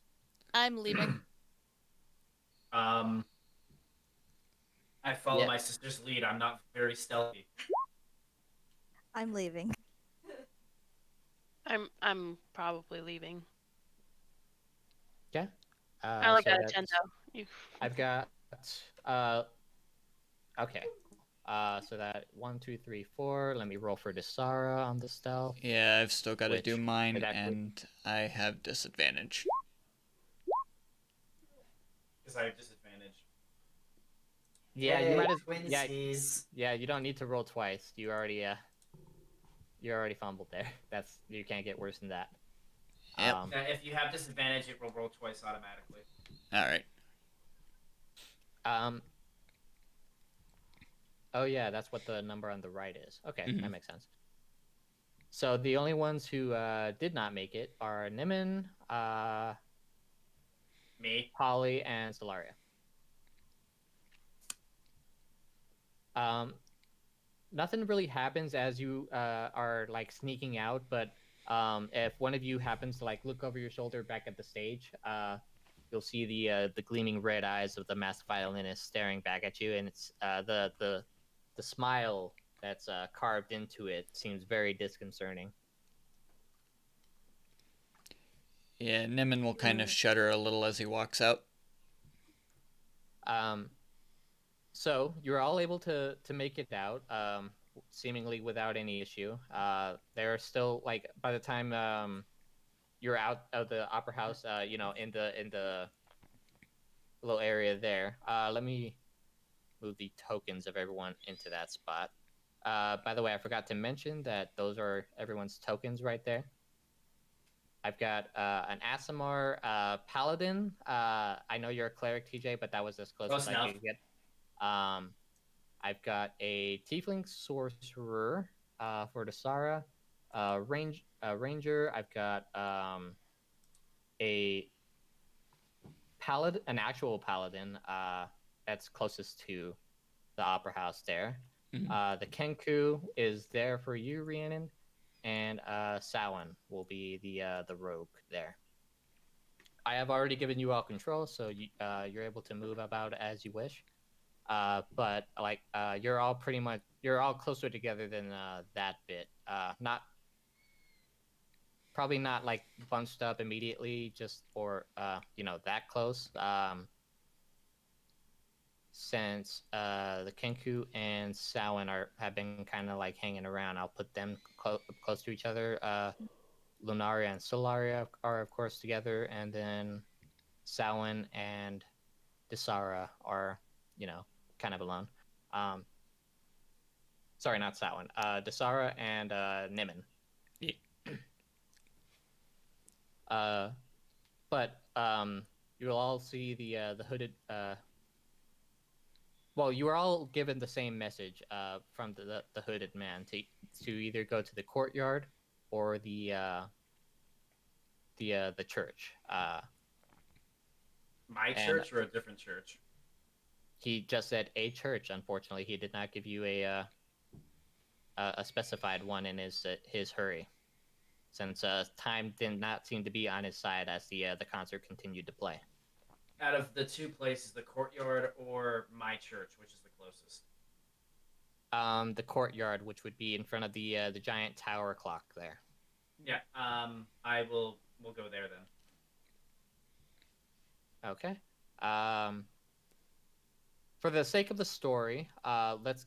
Can I go ahead and have you guys just decide, to meet up in the courtyard then? Go for it. Oh, Yeah, I yeah. mean, Is that the fine? guy Tyler was doesn't even know telling what the a truth church about is. the concert, so Nemen's definitely gonna trust him. Oh Okay. yeah. So let me get you all bunched up together and then move you. So you're all about there, gathered up. The hood man will notice you immediately, since he had been waiting and hoped that this would be the location that everyone had chosen for the meeting spot. He would have gone to the other one at a different time if anyone else had gone there and hopefully waited. Uh, uh, good, good. I'm glad to see you're all safe. Now I know that I have an explanation, but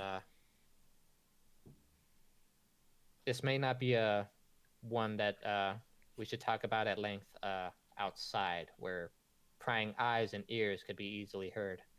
Um, please, he'll take off his hood. My name is Arlen. I'm the governor of this city, and or the it would be mayor. The mayor of this city. Follow me to my office, and I'll explain. And Follow. Yep. yeah, that is actually where we're going to be stopping for the night. All right. Sounds good to me. Awesome game. Oh my god. I'm so excited. Fantastic. Had a lot of Very, fun. very good. Well, I'm glad you enjoyed it. I know I kind of railroaded near the end there, so I was Sorry. that was gonna kind of happen like anyway, if since it's kind of integral to what I do have planned. But yeah, so that's why I wanted to make sure you guys had a lot of role playing time to yourselves, your own freedom before any of that happened, because I didn't just want to take you along for the ride and not really give you a sense of freedom in the first session. Any thoughts, impressions at all? Any No, it was great. any feedback? Yeah, no, that was Samhain and a Polly are gonna be I had a lot of fun. So I love Best how you friends. Oh, said man. there would be no combat, and then someone got gutted. No. I did not say that. I said I did not plan any combat. it's true. And man, just that instant unplanned death. combat. Yeah, that barbarians. I guess no matter what race you are, could just fuck people up at if they get a good strike in. 'Cause No If he chill. does it again, we're gonna have to call Polly one swing. My apologies. I really do have to get going. Okay, All bye. right, take Alright. care, Tyler. TJ, take care. Sorry, I was looking at my phone. And Yeah, Tyler just texted. Larry, go ahead and hit us the social really quick. Yep. Thank you for everyone who watched. Don't forget to follow at TSqueezes and at the Dire DM on Twitter. You can join the Discord by clicking the banner down below. Alexa, stop. Don't forget to follow the channel as well to get notified when I go live. And yeah, I will be back tomorrow morning, and I hope to see you all there. And as always, have a great day.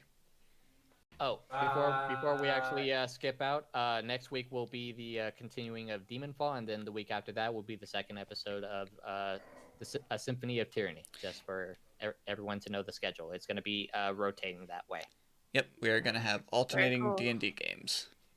So until then, hope everyone stays safe. Have a nice night, and yeah, hope your dice rolls are a natural 20.